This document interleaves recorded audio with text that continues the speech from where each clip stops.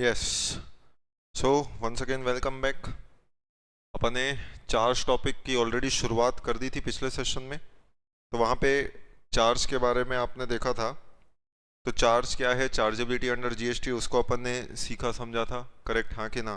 तो चार्ज के बारे में हमने देखा था सेक्शन कवरेज ओवरऑल सेक्शन 9। आगे बढ़ने से पहले जो हमने अभी तक देखा था उसका थोड़ा सा रिकॉल ले रहे हैं। तो रिकॉल ले रहे हैं तो हमने शुरुआत करी थी सेक्शन 9 से। तो 9 जो था याद करिए, उससे पहले सप्लाई देखा था अपन ने। सप्लाई के बाद थोड़ा सा आगे बढ़े तो उसमें पता चला सप्लाई कंपोजिट हो सकता है, मिक्स हो सकता है। और उसको जानने के बाद जब हम आगे बढ़े तो हमने देखा कि फिर चार्जेबिलिटी अराइज होती है। तो चार्जेबिलिटी जीएसटी में किस पे अराइज की गई है? 3 प्रकार के लोगों पे अराइज की गई थी। पहला चार्जेबिलिटी आपने देखा था किस पे? सप्लायर पे। दूसरा चार्जेबिलिटी आपने देखा रेसिपिएंट पे। और तीसरा चार्जेबिलिटी देखा ई कॉमर्स ऑपरेटर पे। तो ये 3 अलग अलग प्रकार के लोगों पे चार्जेबिलिटी थी। अब उसमें जो अपन ने अभी तक पहले टॉपिक में देखा था, उसमें सप्लायर की चार्जेबिलिटी जो आती है अंडर 9(1). तो ये 9(1) आप पूरी तरीके से देख चुके कि 9(1) में सप्लायर की चार्जेबिलिटी कब आती है। तो ये जो चार्जेबिलिटी आती है इसी को आप बोलते हैं फॉरवर्ड चार्ज। तो उसमें हमने सीखा था क्या कि there shall be levied a tax, एक टैक्स लगेगा। कौन सा टैक्स लगेगा? Called as CGST. वो सीजीएसटी किस पे लगेगा? On all intra state supply of goods और सर्विसेज और both except on supply of alcoholic liquor for human consumption on value of supply as determined under section 15 at such rates not exceeding 20% as notified by government on recommendation of council and shall be paid by taxable person. तो ये पूरा आपने 9(1) में chargeability देखा था। जो 9(1) था वही 9(1) ऑफ एसजी था, वही 5(1) ऑफ आईजी था और वही 7(1) ऑफ यूटी था। ये भी आपने पूरा देखा था। तो पहले पार्ट में हमने इसका डिटेल में इलेबरेट अंडरस्टैंडिंग लिया था। फिर एक एक करके हमने समझने की कोशिश करी थी कि टैक्सेबल पर्सन कौन होता है। तो टैक्सेबल पर्सन के बारे में आपने 2107 में देखा था। Taxable person means a person who is registered और liable to be registered under the GST law. ये अपन ने सीखा था। उसके बाद थोड़ा सा और आगे बढ़े तो उसमें आपने देखा था रेट्स क्या होते हैं। तो जीएसटी में 2 प्रकार के रेट्स थे, एक फ्लोर रेट्स यानी जनरल रेट्स और दूसरा है स्पेशल रेट्स। तो जनरल रेट ज़्यादातर कॉमनली बात करें तो ऐसे 5 रेट जनरल रेट्स थे, 0, 5, 12, 18, 28। ये जो रेट्स मैं बता रहा हूँ वो आईजीएसटी के रेट्स हैं। तो सीजी की अगर हम बात करें तो इसका आधा आधा यानी 0, 2.5, 6, 9 और 14। तो ये आपके 5 सीजीएसटी के रेट्स हो गए। All these are 5 CGST rates. Similarly you have 5 SGST rates and 5 IGST rates. These are called as the general rates. फिर यू मूव्ड अहेड तो उसमें आगे आपने देखा था कि नेक्स्ट रेट्स होते हैं स्पेशल रेट्स। स्पेशल रेट्स कुछ सेलेक्टेड गुड्स सर्विसेज पे लगाए जाते हैं। जैसे कॉमनली यूज ज्वेलरी पे स्पेशल रेट्स है, वो है 3% और आधा 0.25%। ये अपन ने देखा था। ठीक। वैल्यू मतलब जो सेक्शन 15 ऑफ सीजीएसटी बताएगा वो वैल्यू पे टैक्स लगेगा। एल्कोहलिक लिकर पे इसलिए नहीं लगता क्योंकि उस पे आज भी स्टेट एक्साइज ड्यूटी लगता है, जिसका पावर है entry 51 state list schedule 7 constitution of India article 246। तो ये उसका कवरेज था। फिर उसके बाद ट्रांजेक्शन केवल किस पे लगेगा? इंट्रा पे सीजी लगेगा, इंट्रा पे एसजी लगेगा, इंट्रा पे यूटी लगेगा और इंटर पे आईजी लगेगा। ये अपन ने सीखा था। तो ट्रांजेक्शन इंट्रा कब होते हैं और इंटर कब होते हैं उसके लिए 2 क्राइटेरिया है, एक है लोकेशन ऑफ सप्लायर और दूसरा place of supply. If this two are in same state और सेम यूटी तो ये इंट्रा कहलाएगा। If this two are in 2 different states 2 different UTs 1 state 1 UT और 2 डिफरेंट कंट्रीज तो वो इंटर कहलाएगा। इंटर पे टैक्स लगेगा आईजीएसटी, इंट्रा पे लगेगा एक कंपोनेंट सीजीएसटी, दूसरा कंपोनेंट डिपेंडिंग अपॉन स्टेट है तो एसजीएसटी, अगर यूटी विदाउट लेजिस्लेचर है तो यूटीजीएसटी। तो इस तरीके से ये भी हमने पूरा तरीके से डिस्कस किया था। करेक्ट। तो 9(1) जो है वो पूरा अपन ने देख लिया था। ठीक। तो अब उसको देखने से आगे बढ़ने से पहले, आज और आगे सीखने से पहले जो देखा एक बार बुक में कहाँ है हम उसको रिलेट कर ले। करेक्ट। तो हमने शुरुआत करी थी चार्ज अंडर जीएसटी से। तो जब चार्ज अंडर जीएसटी की बात आई तो चार्ज अंडर जीएसटी में मैंने आपको शुरुआत में कुछ डेफिनेशंस बताई थी। जैसे कि एक डेफिनेशन अपन ने देखा था टैक्सेबल पर्सन क्या होता है 2107 में। तो 2107 आपको टैक्सेबल पर्सन कौन है वो बताता था। तो पहले वो टैक्सेबल पर्सन डेफिनेशन जैसे हम देखते हैं तो डेफिनेशन में आ जाइए। तो डेफिनेशन में चेक कर लीजिए टैक्सेबल पर्सन की डेफिनेशन आपको वही मिल रही है कि नहीं मिल रही है। तो 2 क्लॉज 107। तो 2 क्लॉज 107 में टैक्सेबल पर्सन क्या होता है जब उसकी डेफिनेशन आप देखेंगे। करेक्ट। कि टैक्सेबल पर्सन कौन है तो देखिए उसमें क्या बोल रहा है। टैक्सेबल पर्सन मींस मतलब जिसको बोल रहे हैं वही टैक्सेबल पर्सन है, लेकिन बोल किसको रहे हैं? तो 2 प्रकार के लोगों को। A person who is registered, तो हु इज रजिस्टर्ड वो तो टैक्सेबल पर्सन ही है। और one who is liable to be registered, और वो लाइबल टू रजिस्टर कहाँ होता है, आइदर अंडर सेक्शन 22 और 24 ऑफ द CGST एक्ट। तो जो भी पर्सन रजिस्टर्ड है और liable to be registered under 22 और 24 ऑफ द CGST एक्ट, उसको क्या बोलते हैं, उसको बोलते हैं टैक्सेबल पर्सन। फिर यानी दूसरा लाइबल टू बी रजिस्टर्ड, ये दो प्रकार के लोगों को टैक्सेबल पर्सन बोला। अब वर्ड यूज हो गया रजिस्टर्ड। अब रजिस्टर्ड पर्सन कौन होता है ये भी हमने देखा था, तो ये मैंने आपको बताया था, ये डिफाइन था 2 क्लॉज 94 में। तो देखिए 2 क्लॉज 94 आपको रजिस्टर्ड पर्सन क्या है वो बता रहा है कि रजिस्टर्ड पर्सन किसको देखा, रजिस्टर्ड पर्सन मींस ये नहीं, इसको भी बोला गया, बोल रहे हैं वही पर्सन रजिस्टर्ड पर्सन होगा। तो रजिस्टर्ड पर्सन का मतलब क्या, registered person means a person who is registered under section 25। Correct. तो registered person means a person who is registered under section 25, मतलब चाहे आप लायबल टू रजिस्टर हो या वॉलंटरी रजिस्टर करो, दोनों का रजिस्ट्रेशन 25 में होता है। 22 और 24 तो सिर्फ आपको बताता है कौन कौन लायबल है रजिस्ट्रेशन के लिए, लेकिन जो रजिस्ट्रेशन कराना है, एक बार आप लायबल हो गए तो आपने पता है कि लायबल होने के 30 दिन के अंदर अंदर आपको रजिस्ट्रेशन कराना पड़ता है। ये कहाँ लिखा हुआ है, तो ये लिखा हुआ है 25 सबसेक्शन 1। करेक्ट। तो meaning thereby procedure of registration, registration किसने कराना कैसे कराना वो पूरा सेक्शन 25 है। तो चाहे अपनी इच्छा से रजिस्टर कराओ वो भी 25 है, चाहे कंपलसरी रजिस्टर कराओ वो भी 25 है। करेक्ट। तो मतलब रजिस्ट्रेशन कहाँ होता है, रजिस्ट्रेशन दो जगह होता है, एक 25(1) में और एक 25(3) में। तो 25(3) में जो आप अपना रजिस्ट्रेशन कराते हैं वो क्या है, वॉलेंट्री रजिस्ट्रेशन। और 1 मतलब जब आप लायबल होते हैं, और वो लायबल होते हैं अंडर 22 और 24। तो लायबल है तो फिर रजिस्ट्रेशन कराइए 25(1) में। तो ये वो सेक्शन है जो बोलेगा 30 दिन के अंदर आपने अपना रजिस्ट्रेशन कराना है। तो रजिस्टर्ड पर्सन क्या होता है वो भी आप सीख चुके। तो इसका मतलब ये दोनों बेसिक बातें जो हैं वो हम देख चुके। अब अपने टॉपिक पे आए, चार्ज पे। ठीक, तो चार्ज अंडर GST। चार्ज की जब आप बात कर रहे हैं तो अब इंट्रोडक्शन अपना पूरा तरीके से हो चुका कि चार्जेबिलिटी की बात करें तो GST का चार्जेबिलिटी क्या है, सेक्शन 9। तो ये 9 मतलब किसका है, CGST का है। और जो 9 ऑफ CGST है वो 5 ऑफ IGST है। आप इतने स्मार्ट हो गए कि आपको ये भी पता है कि जो 9 ऑफ CG है वो 9 ऑफ SG भी है और वो 7 ऑफ UT भी है। करेक्ट। उसके बाद इंट्रा क्या होता है और इंटर क्या होता है ये बताया गया, तो ये भी आप जान चुके हैं। इंट्रा मतलब दो चीजें चेक करनी, location of supplier and place of supply. अगर ये सेम स्टेट यूटी है तो उसको इंट्रा बोलते हैं।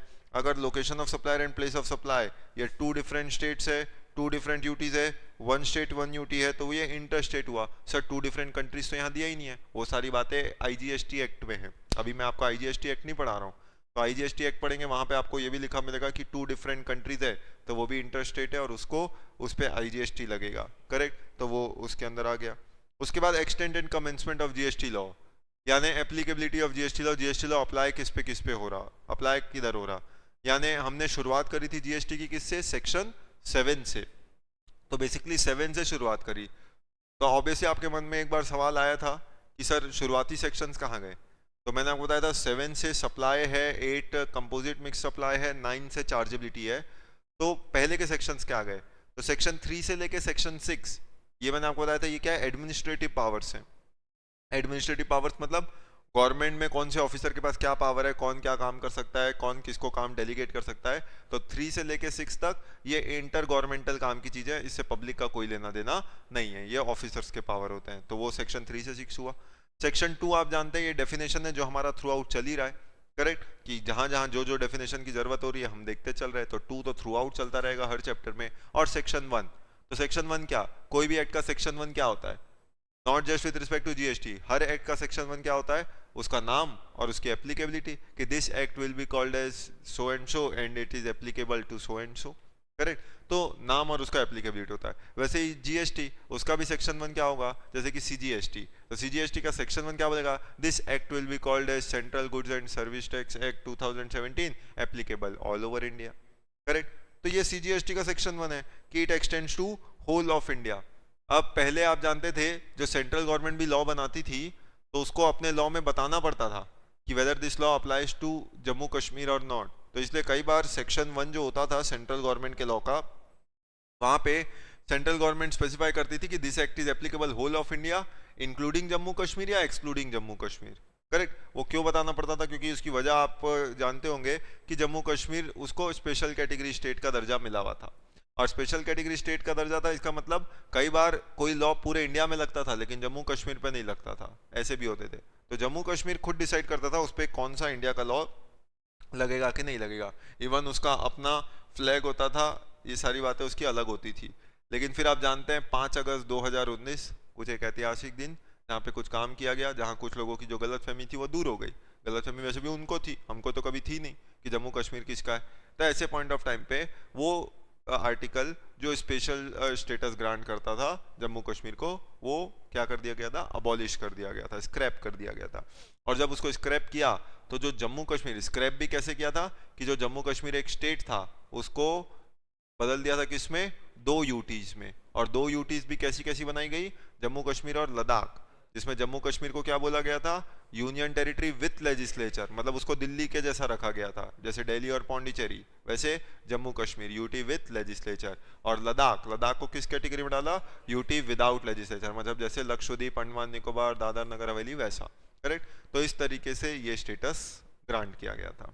तो अब सेक्शन 1, उसके बाद से कोई भी गवर्नमेंट अगर लॉ बनाती है, सेंट्रल गवर्नमेंट, अब अगर सेंट्रल गवर्नमेंट ने लॉ बनाया तो वो पूरे इंडिया पे अप्लाई हो रहा है। क्या बताने की जरूरत है कि वो जम्मू कश्मीर पे लगेगा कि नहीं लगेगा, अब बताने की जरूरत ही नहीं है, क्योंकि अब Jammu Kashmir is no more a special category state.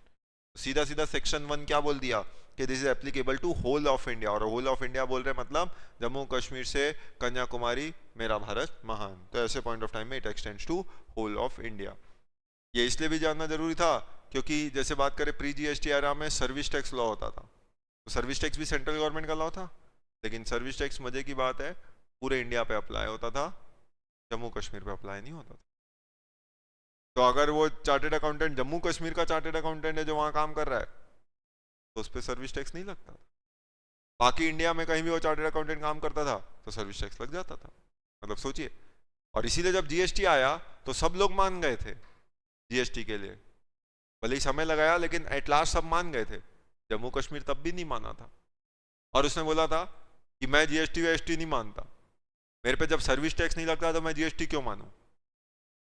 तो आप देखते हैं जैसे मैंने आपको पहले भी बताया था कि ग्रुप ऑफ फ्रेंड्स हैं, सब लोग एक बात बोल रहे हैं और एक फ्रेंड होता है उस ग्रुप में जो हमेशा दूसरी बात बोलता है।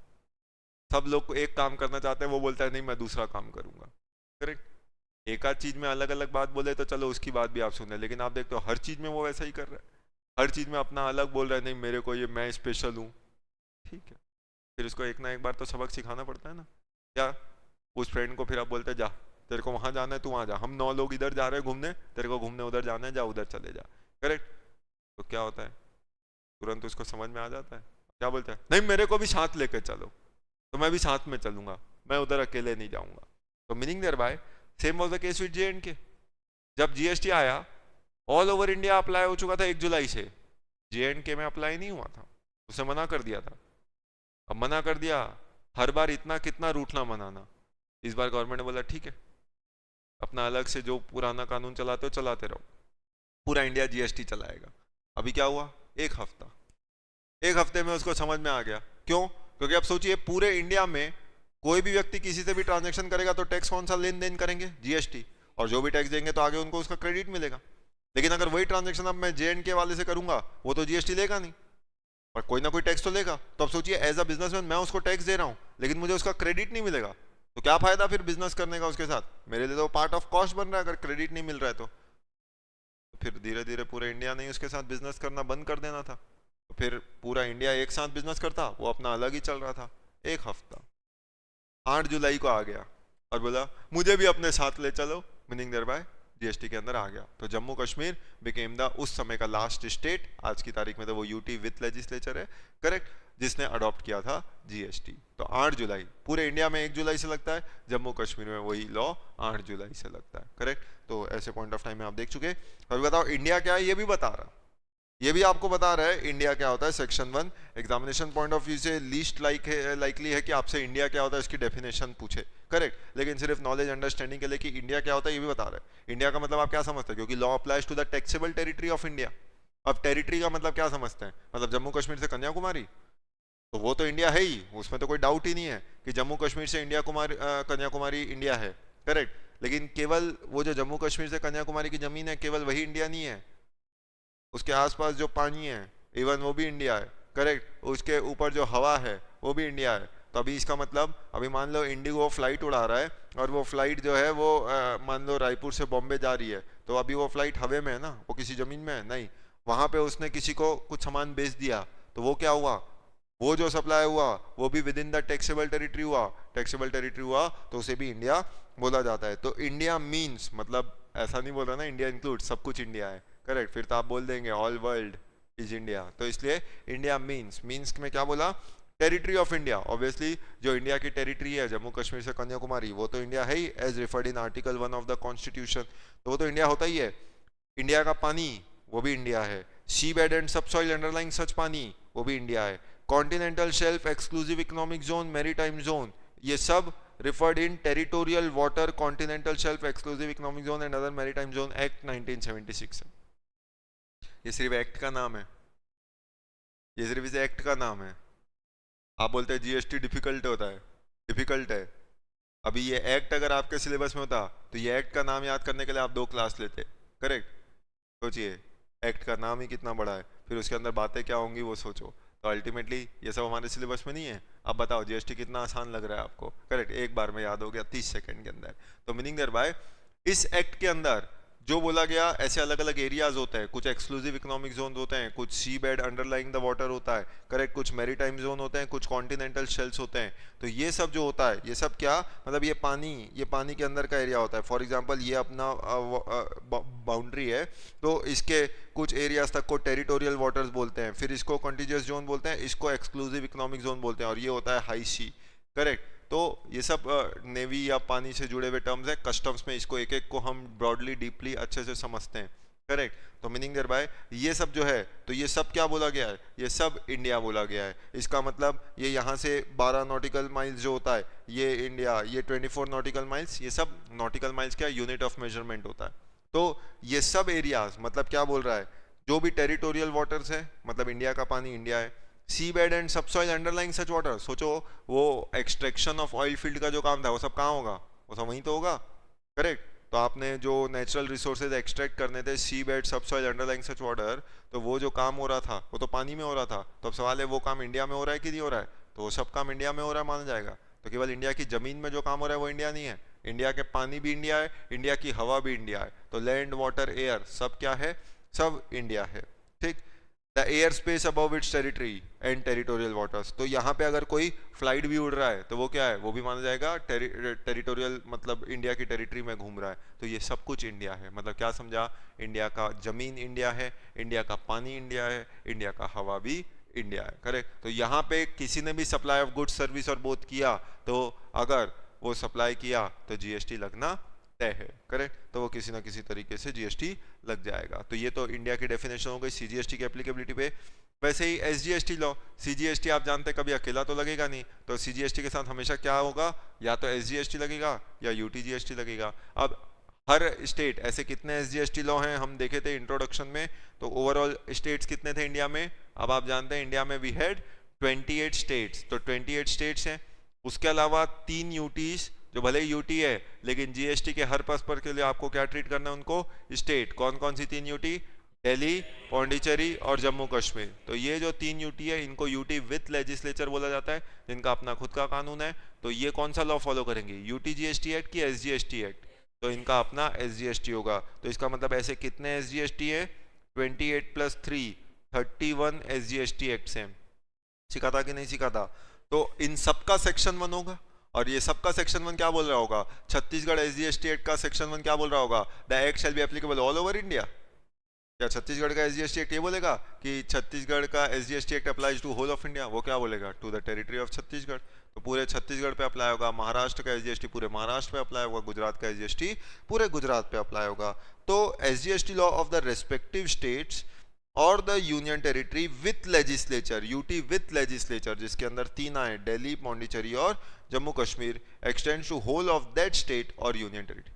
तो वो उस स्टेट पे पूरी तरीके से अप्लाई होगा। और state includes UT with legislature, तो state includes UT with legislature, शायद यही तो वो बात है जो वो दिल्ली के दुकानदार और वहां के एक्सपर्ट को नहीं पता थी जब जीएसटी नया नया आया। और उसने क्या सलाह दे दी कि दिल्ली एक यूनियन टेरिटरी है, और यूनियन टेरिटरी तो कौन सा टैक्स लगाओ, यूटी जीएसटी। तो सोचो उसने सामान बेचा और टैक्स लगाया सीजी प्लस यूटी, मतलब उसने एक ऐसा टैक्स लगाया जो एक्ट ही उस पर अप्लाई नहीं होता, एप्लीकेबिलिटी। तो यूटीजीएसटी एक्ट ही दिल्ली पे अप्लाई नहीं होता और उसने यूटीजीएसटी चार्ज कर दिया, मतलब this is unauthorised collection of tax. और जहां अनऑथराइज्ड कलेक्शन हुआ सेक्शन 32 लग गया। और 32 क्या बोलता है, अगर आपके पास अथॉरिटी, आपने वही टैक्स लेना है जिसकी अथॉरिटी है, अगर कोई अनऑथराइज्ड कलेक्शन किया वो सारा पैसा आपको गवर्नमेंट को देना पड़ेगा। तो मतलब आपने अगर यूटीजीएसटी कलेक्ट किया जो आपके पास पावर ही नहीं था, तो पहले तो वो टैक्स आपसे ले लिया जाएगा, और वो टैक्स लेने के बाद फिर गवर्नमेंट आएगी, लाओ हमारा एसजीएसटी दो, क्योंकि उसकी लाइबिलिटी थी। जो लाइबिलिटी थी वो लिया नहीं, और जो लाइबिलिटी नहीं थी वो ले लिया। तो जो लाइबिलिटी नहीं थी लिया वो तो पहले गवर्नमेंट ले जाएगी अनऑथराइज्ड कलेक्शन, फिर जिसकी लाइबिलिटी थी वो तो लाइबिलिटी है ही, तो वो लाइबिलिटी मांगने अलग आ जाएगी। तो सोचिए डबल कॉन्सिक्वेंसेज उठाने पड़ सकते हैं। तो इसलिए 2103 क्या इसने बताया, स्टेट का मतलब क्या, तो जो 28 स्टेट है वो तो है ही, ये जो 3 यूटी हैं भले ही यूटी हैं लेकिन जीएसटी के लिए ये भी स्टेट्स हैं, करेक्ट। तो total we have 31 states for the purpose of GST. फिर उसके बाद आईजीएसटी का सेक्शन 1 क्या बोलेगा, ये भी बताना था, extends to whole of India, क्योंकि किसने बनाया था, पार्लियामेंट ने बनाया था। फिर यूटीजीएसटी, इसका भी सेक्शन 1 है। यूटीजीएसटी का सेक्शन 1 क्या बोलेगा, इट एक्सटेंड्स टू, यूटीजीएसटी किस पे अप्लाई होता है, तो 5 यूटी पे ही अप्लाई होगा, करेक्ट। क्या ये पूरे इंडिया पे अप्लाई होगा, तो यूटीजीएसटी सिर्फ 5 लोगों पे अप्लाई होता है। किस पे अप्लाई होगा, तो देखो अंडमान निकोबार, लक्षद्वीप, दादर नगर दमन दीव, पहले ये एक अलग अलग होते थे अब एक होते हैं, करेक्ट। लद्दाख और Chandigarh and such other territory, ये सब यानी कौन है, ये सब के सब यूटी विदाउट लेजिस्लेचर है। तो जो यूटी विदाउट लेजिस्लेचर है, यूटीजीएसटी एक्ट अप्लाई ही इन पे होता है। मतलब सोचिए दिल्ली ने एक ऐसा एक्ट फॉलो कर लिया जो एक्ट ही उस पर अप्लाई नहीं होता, कहीं लिखा है इसमें दिल्ली पे यूटीजीएसटी एक्ट, तो कैसे ले लिया उसने यूटीजीएसटी, करेक्ट। तो रॉन्ग, अगर आपको यही आइडिया नहीं है कि कौन सा एक्ट आप पे एप्लीकेबल हो रहा है तो आप क्या जीएसटी समझेंगे। तो इसलिए एप्लीकेबिलिटी ने पहले बताया कि किस पे कौन सा जीएसटी लगता है, ठीक बात है कि नहीं। देखते हैं एमसीक्यू, एमसीक्यू क्या पूछा और क्या बनने लायक है क्या। Sudhakar enterprises has undertaken an intra state supply of taxable goods, intra state कर रहा है। CGST and UTGST will be payable on set supply provided the supply is made with in, मतलब सीजी और यूटी कब लगेगा, ये कॉम्बिनेशन कब लगेगा आपको बताना है, जब वो सप्लाई दिल्ली में हो। अगर दिल्ली में होगा तो क्या सीजी और एसजी यूटी लगेगा, या सीजी प्लस दिल्ली एसजी लगेगा, तो एसजीएसटी लगेगा क्योंकि Delhi is a UT with legislature. Pondicherry ये भी स्टेट यूटी विथ लेजिस्लेचर है, मतलब स्टेट है। लद्दाख, तो लद्दाख पे यूटी लगेगा, ये दिख रहा है। जम्मू कश्मीर ये भी यूटी विथ लेजिस्लेचर है। तो बाकी 3 तो आप देख लीजिए, यूटी विथ लेजिस्लेचर है और विथ लेजिस्लेचर है, मतलब बात खत्म, सिंपल हो गया। तो उन पे उनका अपना अपना एसजीएसटी लगेगा। तो सिर्फ यूटीजीएसटी लॉ किस पे लग रहा है, लद्दाख पे लग रहा है इस एग्जांपल में, क्लियर है कि नहीं है, करेक्ट। तो यानी एप्लीकेबिलिटी देख ली, सेक्शन 1 यहाँ पे खत्म हो गया। फिर चार्जेबिलिटी की बात आई तो सेक्शन 9 से आपने चालू किया। 9 से चार्जेबिलिटी जब चालू किया तो ओवरऑल कितने थे, 5 सबसेक्शन थे। 5 में से 9 सबसेक्शन 1 आपका पूरी तरीके से हो चुका, जो हो चुका वो देख रहे हैं, जिसमें क्या बोला, सब्जेक्ट टू सबसेक्शन 2, यानी सबसेक्शन 2 को ध्यान में रखते हुए there shall be levied a tax called as CGST on all intra state supply of goods services और both except on supply of alcoholic liquor for human consumption on the value of supply is determined under section 15 at such rates not exceeding 20%, जो आप जानते हैं notified by government on recommendation of council and to be paid by taxable person। तो ये एक एक चीज का मतलब हम सीख चुके थे। तो ये हमारा 9(1) था। पक्की बात है, जैसा 9(1) देखा वैसे ही आपने 5(1) भी देखा है। तो 5(1) आपने क्या देखा, तो 5(1) ऑफ आईजीएसटी, उसने भी क्या बोला, सब्जेक्ट टू सबसेक्शन 2 एक टैक्स लगेगा called as integrated goods and service tax. किस पे लगेगा, inter state supply of goods service पे लगेगा। किस पे नहीं लगेगा, alcoholic liquor for human consumption पे नहीं लगेगा। On value as determined under section 15 किसका, ऑफ सीजीएसटी एक्ट, उसका at such rate not exceeding 40% as notified by government on recommendation of council and collected in such manner as may prescribed and shall be paid by the taxable person. और उसका payment कौन करेगा, उसका payment taxable person करेगा, correct है। ये वाली बात हमने सीख ली। तो ये 5(1) ऑफ आईजीएसटी था जिसको अपन ने देखा था, करेक्ट। उसका प्रोविजन जो है वो मैं आगे आपको कवर अप कराऊंगा, करेक्ट। तो अब इसका मतलब दोनों का हमने बेसिक एनालिसिस 9(1) और 5(1) इसका बेसिक एनालिसिस आप पूरी तरीके से सीख चुके हैं, यानी जनरल चार्जेबिलिटी का कि ट्रांजेक्शन इंट्रा हो सकता है, ट्रांजैक्शन इंटर हो सकता है। इंट्रा होगा तो उसमें टैक्स जो है वो टैक्सेबल पर्सन ने देना है, उसमें टैक्स लगेगा CGST, वैल्यू जो सेक्शन 15 बताएगा, alcoholic liquor outside the purview रहेगा, और मैक्सिमम रेट जो लगेगा वो 20% होगा, करेक्ट। पर रेट कितना होगा वो गवर्नमेंट नोटिफाई करेगी ऑन रिकमेंडेशन ऑफ जीजाजी। एक बार सवाल आ गया जहां पे बोला गया काउंसिल का काम है रेट्स एक तरीके से नोटिफाई करना, रेट्स बताना। तो सवाल है क्या काउंसिल का काम रेट्स नोटिफाई करना है? क्या जीजाजी का काम हुक्म चलाना है? जीजाजी का काम सिर्फ सलाह देना है। उनकी सलाह हुक्म से कम नहीं होती वो एक और बात है, लेकिन क्या ये उनका काम है हुक्म चलाना? नहीं, उनका काम है सिर्फ सलाह देना। तो क्या काउंसिल रेट नोटिफाई करता है? काउंसिल कभी नोटिफाई नहीं करता। काउंसिल का काम होता है सिर्फ सलाह देना, इसीलिए उसको हमने नाम दिया है जीजाजी। कि काउंसिल क्या करेगा, बोलेगा मेरे हिसाब से ऐसा हो जाना चाहिए, बाकी तुम देखो। और अगर एक बार जीजाजी ने घर में ऐसा बोल दिया तो फिर घर में किसी की हिम्मत है जो बोले नहीं ये काम ऐसा नहीं होगा, करेक्ट। तो मीनिंग देयर बाय इसीलिए पावर ऑफ जीजाजी। क्या बोला गया? Rate recommended by council, notified by government. वैसे ही इंटर स्टेट में भी सेम देख लिया, वहां IGST लगेगा, अल्कोहलिक लिकर पे नहीं लगेगा। वैल्यू जो सेक्शन 15 ऑफ CGST बताएगा, IGST is nothing but sum total of CGSG, और मैक्सिमम रेट 40% होगा, ये आप देख चुके। फिर आप जानते हो गुड्स और सर्विस का क्लासिफिकेशन होता है GST में। वो क्लासिफिकेशन कैसे होगा? तो गुड्स का क्लासिफिकेशन के लिए कोड होता है विच इज HSN कोड, वैसे ही सर्विस के क्लासिफिकेशन के लिए कोड होता है called as SSC code, correct. तो यानी एक तरीके से हार्मोनाइज सिस्टम ऑफ नोमेनक्लेचर और सर्विस एसेट क्लासिफिकेशन कोड। तो ये जो कोड होते हैं ये गुड्स और सर्विस पे लगाए जाते हैं, ठीक। अब इनमें रिक्वायरमेंट्स क्या होती है ये भी अगर आपको नॉलेज नहीं है तो अभी दे दूं, करेक्ट। तो HSN कोड और SSC कोड कितने डिजिट के होते हैं, एनी आइडिया?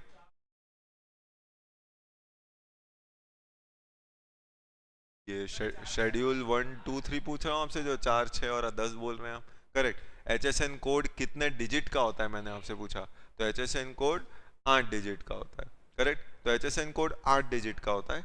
8 डिजिट मतलब पिन पॉइंट एक्यूरेसी, जहां आपको पता है कि कौन सी चीज किस कोड पे आ रही है, that is pin point accuracy. उसकी अलग से एक किताब आती है जिसमें हर गुड्स और सर्विस का HSN कोड जो है वो दिया हुआ है या SSC कोड दिया हुआ है, ठीक। अब ये जो 8 डिजिट का कोड है, मतलब 8 डिजिट कोड बताने के लिए सोचिए, मतलब यू हैव टू बी, मतलब एक्सपर्ट का भी एक्सपर्ट होना पड़ेगा, तब आप वो पिन पॉइंट एक्यूरेसी के साथ बता सकते हैं कि मेरा product so and so code का है। तो चलो ठीक है, एक्साइज में तो ये होता था जहां पे आपको HSN कोड जैसे सेलेक्ट करने पड़ते थे, लेकिन वेट में ऐसा कोई कंसेप्ट ही नहीं था प्री GST एरा में। अगर मैंने टीवी का काम करना था, अगर मैं टीवी बनाता था तो एक्साइज में तो मैं कोड बताता था कि मेरा HSN कोड क्या है, लेकिन वैट में मुझे ऐसा कोई कोड बताने की जरूरत नहीं होती थी। वैट के रजिस्ट्रेशन के वक्त मैं बोलता था बस मेरा टीवी का काम है, वहां कोई कोडिंग वोडिंग नहीं होती थी। तो जब GST आया सबसे पहले बोला गया कि रजिस्ट्रेशन करोगे तो आपको कोडिंग बतानी है कि आप कौन से कोड का सामान बेचोगे, क्योंकि गवर्नमेंट टीवी को टीवी के नाम से नहीं जानती, हर गुड्स का एक कोड है, तो आपको वो कोड बताना पड़ेगा। अब जब वो कोड बताना पड़ेगा, सोचिए बिजनेसमैन को वो कोड छानना था। जो मैन्युफैक्चरर थे और GST में आए उनको तो दिक्कत नहीं हुई, लेकिन सवाल है मैन्युफैक्चरर थे कितने? ज्यादातर तो रिटेलर थे, ट्रेडर्स थे। अब उनको बोला गया कोड बताओ, और उसके लिए एक अलग किताब पकड़ा दी गई 300 पन्नों की। अब वो किताब पढ़ रहे, सोचिए GST कानून एक अलग किताब है, ये तो खाली कोड की एक किताब है 300 पन्नों की। अब वो किताब जब उनको दे दी गई, उन्होंने खोजना चालू किया, कहाँ से खोजूं, कुछ मिल ही नहीं रहा है, और मिल रहा है तो पता चला इस पन्ने में भी आ रहा है, उस पन्ने में भी आ रहा है, उस पन्ने में भी आ रहा है, मल्टीपल कंफ्यूजन। बंद करो GST। तो GST को डिफिकल्ट समझा क्यों जा रहा था? कई वजहों में से ये सब वजह भी थी ना, क्योंकि लोगों को आदत नहीं थी ये सब कुछ करने की। और अब आपको बोल दिया गया कि मुझे टीवी मत बताओ, मुझे बताओ कौन से कोड का काम कर रहे हो, तो ये कोड सेलेक्ट करना था। अब वो नहीं कर पाएंगे तो बोलो कौन करेगा? तो आप जैसा कोई समझदार करेगा कि नहीं आगे, और करेगा तो आप सेक्शन 8 तो हो नहीं, तो कुछ भी काम करोगे तो मतलब उसका चार्जेस होगा ना, ठीक बात है, समझ रहे हो, करेक्ट। तो ठीक बात है, वेरी गुड। तो मतलब आप CA बनने की कॉस्ट तो पहले क्लाइंट से रिकवर कर लोगे, तो मीनिंग देयर बाय कॉस्टिंग तो आपकी वहीं पूरी हो जाएगी, बाकी तो फिर जो भी होगा वो सब NP होगा आपका। NPA नहीं बोल रहा हूँ, NP बोल रहा हूँ, करेक्ट, ठीक। चलो ठीक है, तो मीनिंग देयर बाय अब ये 8 डिजिट कोडिंग होती है, गुड्स का भी 8 डिजिट है, सर्विस का भी 8 डिजिट है। लेकिन जैसे मैंने बोला इतना पिन पॉइंट एक्यूरेसी हर व्यक्ति नहीं जा सकता, इसलिए थोड़ा सा रिलैक्सेशन दिया GST में। रिलैक्सेशन किस तरीके का दिया गया? रिलैक्सेशन कुछ इस तरीके का दिया गया कि अब HSN कोड आपको कितना बताना है, ये डिपेंड कर दिया आपके एग्रीगेट एनुअल टर्नओवर पे। ये वर्ड हम थोड़ा आगे डिटेल में समझेंगे, अभी सिर्फ बेसिक समझो सिंपल लैंग्वेज में। आपका सेल्स, अब आपका एग्रीगेट टर्नओवर अगर अप टू 5 करोड़ है तो फॉर्मेलिटी अलग है, अगर आपका एग्रीगेट टर्नओवर 5 करोड़ से ज्यादा है तो फॉर्मेलिटी अलग है। क्या फॉर्मेलिटी है कि अब आप दो तरीके के ट्रांजैक्शन करते हैं B2B में, और एक होता है B2C में। एक ट्रांजैक्शन होता है B2B और एक होता है B2C, करेक्ट। अगर आपका 4 करोड़ 5 करोड़ या उसके अंदर का टर्नओवर है तो आप मतलब गवर्नमेंट की नज़र में बिजनेस करते हो, ठीक ठाक बिजनेस करते हो, एकदम ज़्यादा बड़े बिजनेसमैन नहीं हो पर हाँ बिजनेस कर लेते हो, तो थोड़ी बहुत जानकारी होनी चाहिए। और थोड़ी बहुत जानकारी में मिनिमम आपको क्या करना है, मिनिमम आपको 4 डिजिट बताना है। 8 डिजिट में से आप 4 डिजिट भी बता दो तो चल जाएगा, तो कम से कम 4 डिजिट आपको बताना है। कि आप टीवी बेच रहे हो तो उसका 4 डिजिट कोड बता दो, एटलीस्ट 8 नहीं भी बता सकते, करेक्ट। और B2B में, B2C में ऑप्शन है। ऑप्शन मतलब बताना है तो बताओ, नहीं बताना है तो मत बताओ। यानी अगर मैंने टीवी बेची, आप रजिस्टर्ड व्यक्ति हो, आपको बेचा, तो जब मैं अपना रिटर्न फाइल करूंगा मुझे अपने रिटर्न में कम से कम 4 डिजिट HSN कोड बताना पड़ेगा आपका, जो मैं टीवी बेच रहा हूं उसका। लेकिन अगर आप अनरजिस्टर्ड हो तो मैं जो सेल कर रहा हूं वो B2C है, business to consumer, unregistered person, तो फिर वहां पे कोड बताऊं तो भी ठीक, नहीं बताऊं तो भी ठीक, कोई कंपल्शन नहीं है। तो B2B में 4 डिजिट कंपल्शन है, B2C में ऑप्शन है। पर अगर मेरा टर्नओवर 5 करोड़ से ज्यादा है तो फिर गवर्नमेंट की नजर में मैं थोड़ा ठीक ठाक बिजनेसमैन हूँ। ठीक ठाक बिजनेसमैन हूँ मतलब अच्छा ही बिजनेसमैन हूँ, 5 करोड़ से ज्यादा का साल भर का मेरा टर्नओवर है, तो गवर्नमेंट बोलते हैं यार थोड़ा तो तुम कर ही सकते हो, खुद नहीं कर सकते तो कम से कम किसी की कंसल्टेंसी ले सकते हो, वो भी कुछ कमा ले तुमसे, करेक्ट। जब इतना अच्छा खासा टर्नओवर कर रहे हो तो आपको यहाँ पे क्या करना है, आपको यहाँ पे कम से कम कितना बताना है, तो यहाँ पे आपको कम से कम कितना बोला गया, 6 डिजिट बताना पड़ेगा। कितना बताना पड़ेगा, 6 डिजिट। बोले ठीक है साहब B2B का मैं 6 डिजिट बता दूंगा, सिर्फ B2B नहीं B2C में भी 6 डिजिट बताना पड़ेगा। मतलब कंपल्शन है, ये तो कंपल्शन है। तो जहां जहां कंपल्शन है वो मैंने दिखा, ऑप्शन सिर्फ कब है, 5 करोड़ के अंदर, वो भी B2C में, वहां पे ऑप्शन है। अच्छा मैं 8 बताना चाहता हूँ तो आपका चॉइस है ना, ये तो मिनिमम बोल रहे हैं, मिनिमम इतना बताना। आप 4 की जगह 6 बताना चाहते हो, 6 की जगह 8 बताना चाहते हो, आप बता सकते हो, वो आपका चॉइस। अब वो कोडिंग कैसे होती है, तो वो कोडिंग का तरीका होता है। तो गवर्नमेंट कोड कैसे देती है, सबसे पहले एक पेरेंट कोड होता है, फिर उसके अंदर एक सब पेरेंट कोड होगा, करेक्ट, फिर उसके अंदर ऐसे कुछ और कोड्स होते हैं, करेक्ट। मान लो ऐसा करके एक कोड बना, तो ये ऐसा 8 डिजिट का होता है। मतलब इसको क्लासिफाई करने का तरीका क्या होता है कि एक मेन कोड होता है, जैसे फॉर एग्जांपल मेरा इलेक्ट्रॉनिक, तो इलेक्ट्रॉनिक का काम है, तो हो सकता है इलेक्ट्रॉनिक एक पेरेंट कोड है, पर इलेक्ट्रॉनिक में तो बहुत सारी चीजें आती है ना, तो इलेक्ट्रॉनिक में टीवी फ्रिज मोबाइल ऐसी सब आता होगा। तो मान लो फॉर एग्जाम्पल 02 बोला इलेक्ट्रॉनिक, एग्जाम्पल दे रहा हूँ, एक्चुअल कोडिंग नहीं है ये। मान लो 02 बोला इलेक्ट्रॉनिक, अब इलेक्ट्रॉनिक में तो बहुत सारे सामान आते हैं ना, तो मान लो 70 में गवर्नमेंट ने बोला होगा मोबाइल, 80 में बोला होगा टीवी, 90 में बोला होगा फ्रिज, 50 में बोला होगा कंप्यूटर, सब इलेक्ट्रॉनिक है, ऑल आर इलेक्ट्रॉनिक्स। तो एक मेन हेड बन गया इलेक्ट्रॉनिक। फिर इलेक्ट्रॉनिक्स के अंदर मान लो अब टीवी, तो टीवी को रखा गया मान लो 80 में, तो अब मेरा टीवी का काम है और मेरा टर्नओवर 5 करोड़ के अंदर है, तो गवर्नमेंट बोली कम से कम ये 4 डिजिट ही बता दे भाई कि इलेक्ट्रॉनिक में मैं टीवी बेचता हूं, तो मुझे क्या बोलना पड़ेगा 0280, 0280, तो ये मेरा HSN कोड हुआ, तो ये बताऊंगा एग्जाम्पल, करेक्ट। एक्चुअल में टीवी का कोड ये नहीं है ना, तो अगर ऐसा है तो ये 4 डिजिट बताना पड़ेगा। अब टीवी में भी मैं जानता हूं अलग अलग प्रकार की टीवी आती है, करेक्ट। तो टीवी में कलर टीवी भी आती है, ब्लैक एंड व्हाइट टीवी भी आती है, उसका भी क्लासिफिकेशन हो सकता है ना। तो अभी मान लो 30 में कलर टीवी और 40 में ब्लैक एंड व्हाइट टीवी है, तो मैं जो बेच रहा हूं वो क्या है, कलर टीवी बेच रहा हूं। तो इलेक्ट्रॉनिक में टीवी वो भी कलर वाला बेच रहा हूं, एग्जाम्पल। तो हो सकता है उसकी कोडिंग गवर्नमेंट ने यहां पे दे रखी होगी, करेक्ट। तो अब अगर मेरा टर्नओवर 5 करोड़ के ऊपर है तो गवर्नमेंट बोलते कम से कम ये बता दो भाई वो टीवी कलर वाला बेच रहे हो कि ब्लैक एंड व्हाइट वाला, तो मुझे क्या बोलना पड़ेगा, मुझे कोड बोलना पड़ेगा 028030। ये सब कोड वर्ड्स है, गवर्नमेंट कोड वर्ड्स में बात करती है। गवर्नमेंट कलर टीवी को कलर टीवी के नाम से नहीं जानती, आप 028030 बोलो तो गवर्नमेंट समझ जाएगी कि ये कलर टीवी बेचता है, करेक्ट। तो ये हुआ। अब वो कलर टीवी में भी आप जानते हो अलग अलग प्रकार का होता है, कुछ एलईडी होता है, कुछ एलसीडी होता है, प्लाज्मा टीवी होता है, कुछ जिगजैग टीवी होता है, कुछ जैगजिग टीवी होता है। ये सब अलग अलग प्रकार की टीवी हो सकती है ना, करेक्ट। तो अब इसमें ये पिन पॉइंट एक्यूरेसी है, मतलब यहाँ पे मान लो मैं उसके साइज के हिसाब से 40 इंच, 52 इंच, 56 इंच की टीवी बेच रहा हूँ, जो भी ऐसा ब्रॉडर क्लासिफिकेशन करना पड़े वो बताएगी, तो वो हो सकता है 25 में लिखे हो। तो इस तरीके से ये पूरा कोड होता है। 8 डिजिट बता रहे हो तो मोस्ट वेलकम है, अगर आपको पता है आपका प्रोडक्ट कौन से कोड में एग्जैक्टली फॉल कर रहा है तब तो कोई दिक्कत ही नहीं, क्योंकि रेट्स क्या दिए गए, रेट्स इन कोड्स के दिए गए, गवर्नमेंट ने रेट्स इन कोड का दिया है। तो जितने भी जीएसटी के रेट्स है 0, 5, 12, 18, 28 ऐसा पूरा लिस्ट बनाया, हर उसको एक कोड दिया और वो कोड के सामने एक रेट लिखा कि इस पे 5 लगेगा, इस पे 12, इस पे 18, इस पे 28, इस पे 0। तो इसलिए आपको वो सही कोड सेलेक्ट करना जरूरी होता है, ठीक। तो इस तरीके से ये 8 डिजिट का कोडिंग बनता है, सर्विस में भी ऐसा ही है, गुड्स में भी ऐसा ही है, ठीक बात है कि नहीं। तो इसीलिए क्या बोला कि आपका टर्नओवर 5 करोड़ के अंदर है, छोटे मोटे बिजनेसमैन हो, 4 डिजिट बताओ B2B में, B2C में समझ आ रहा है तो बताओ, नहीं आ रहा है तो मत बताओ। 5 करोड़ के ऊपर का टर्नओवर है, 6 डिजिट बताना पड़ेगा कंपलसरी, चाहे B2B हो चाहे B2C हो, इतना बताना कंपल्सन। तो ये HSN कोड भी हो गया, हाँ कि ना, यस। फिर रेट्स के बारे में सीख गए, तो रेट्स में आप जानते हो 2.5, 6, 9, 14 ये क्या है, ये हमारे जनरल रेट्स है। 5, 12, 18, 28 क्या है, ये जनरल रेट्स है। तो ये तो जनरल रेट्स हुए।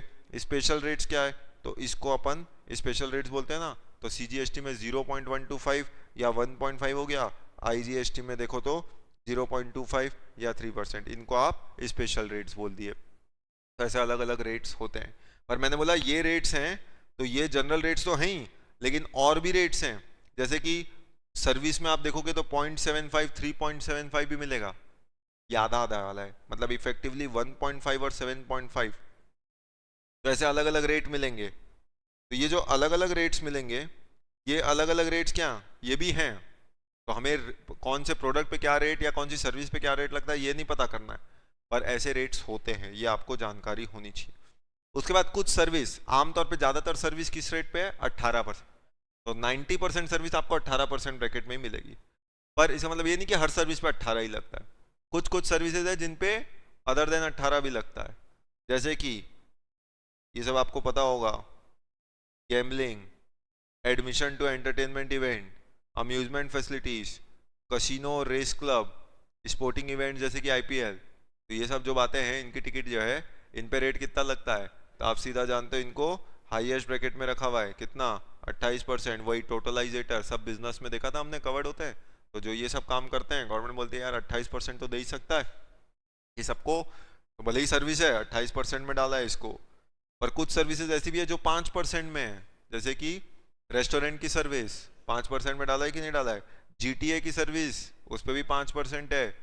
ये सब डिटेल में हम टैक्सेबिलिटी में, जैसे GTA के बारे में रिवर्स चार्ज सिखाऊंगा वहां पे सीखेंगे, तो वो सब हम क्या रेट्स हैं वो देखेंगे। पर ऐसे अलग अलग रेट्स भी है, ज्यादातर 18 है पर फिक्स नहीं है, कभी कभी 28 भी लग सकता है, कभी 5 भी लग सकता है। फिर कुछ ऐसी भी चीजें हैं जो कहीं नहीं है तो समझ लो वो 18% में होती है, ये कॉमन रेट्स है। और रियल स्टेट सेक्टर भाई साहब इसको तो पूछो ही मत, रियल स्टेट सेक्टर को तो क्या कर रखा है, कुछ सेक्टर ऐसे होते हैं जिसका कई बार जवाब गवर्नमेंट के पास भी नहीं होता, तो वहाँ कंफ्यूजन रहता है, तो गवर्नमेंट बोलते हैं कंफ्यूजन बना रहे तो ही ठीक है, करेक्ट। तो मीनिंग देयर बाय ज़्यादा जवाब देंगे तो ज़्यादा और कंफ्यूजन होगा। तो कुछ टॉपिक ऐसे होते हैं ना जब आप पढ़ते हो CA फाइनल में, तो बाकी टॉपिक जैसे मैंने बोला था आप डीप में समझते हो, लेकिन कुछ टॉपिक ज़्यादा डीप में ना जाओ तो ही ठीक है, फाइनल का रुचि बना रहेगा। अगर हर टॉपिक को आप डिटेल में चले गए तो पता चला सीख तो सब गए, एग्जाम के लिए तैयार नहीं हुए। तो ऐसे इंस्टेंसेस पे तो रियल स्टेट सेक्टर एक ऐसा ही सेक्टर है, ठीक।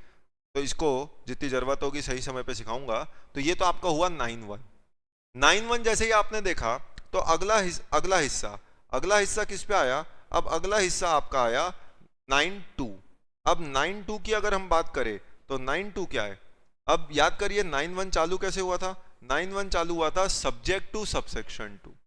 और सब्जेक्ट टू का मतलब आप अच्छी तरीके से जानते हो, पिछली क्लास में मैंने आपको बताया था, एक होता है नॉट विथ स्टैंडिंग, तो एक होता है subject to. Notwithstanding मतलब कहीं कोई कुछ भी बोले हमको कोई मतलब नहीं होता, यस ऐसी की तैसी।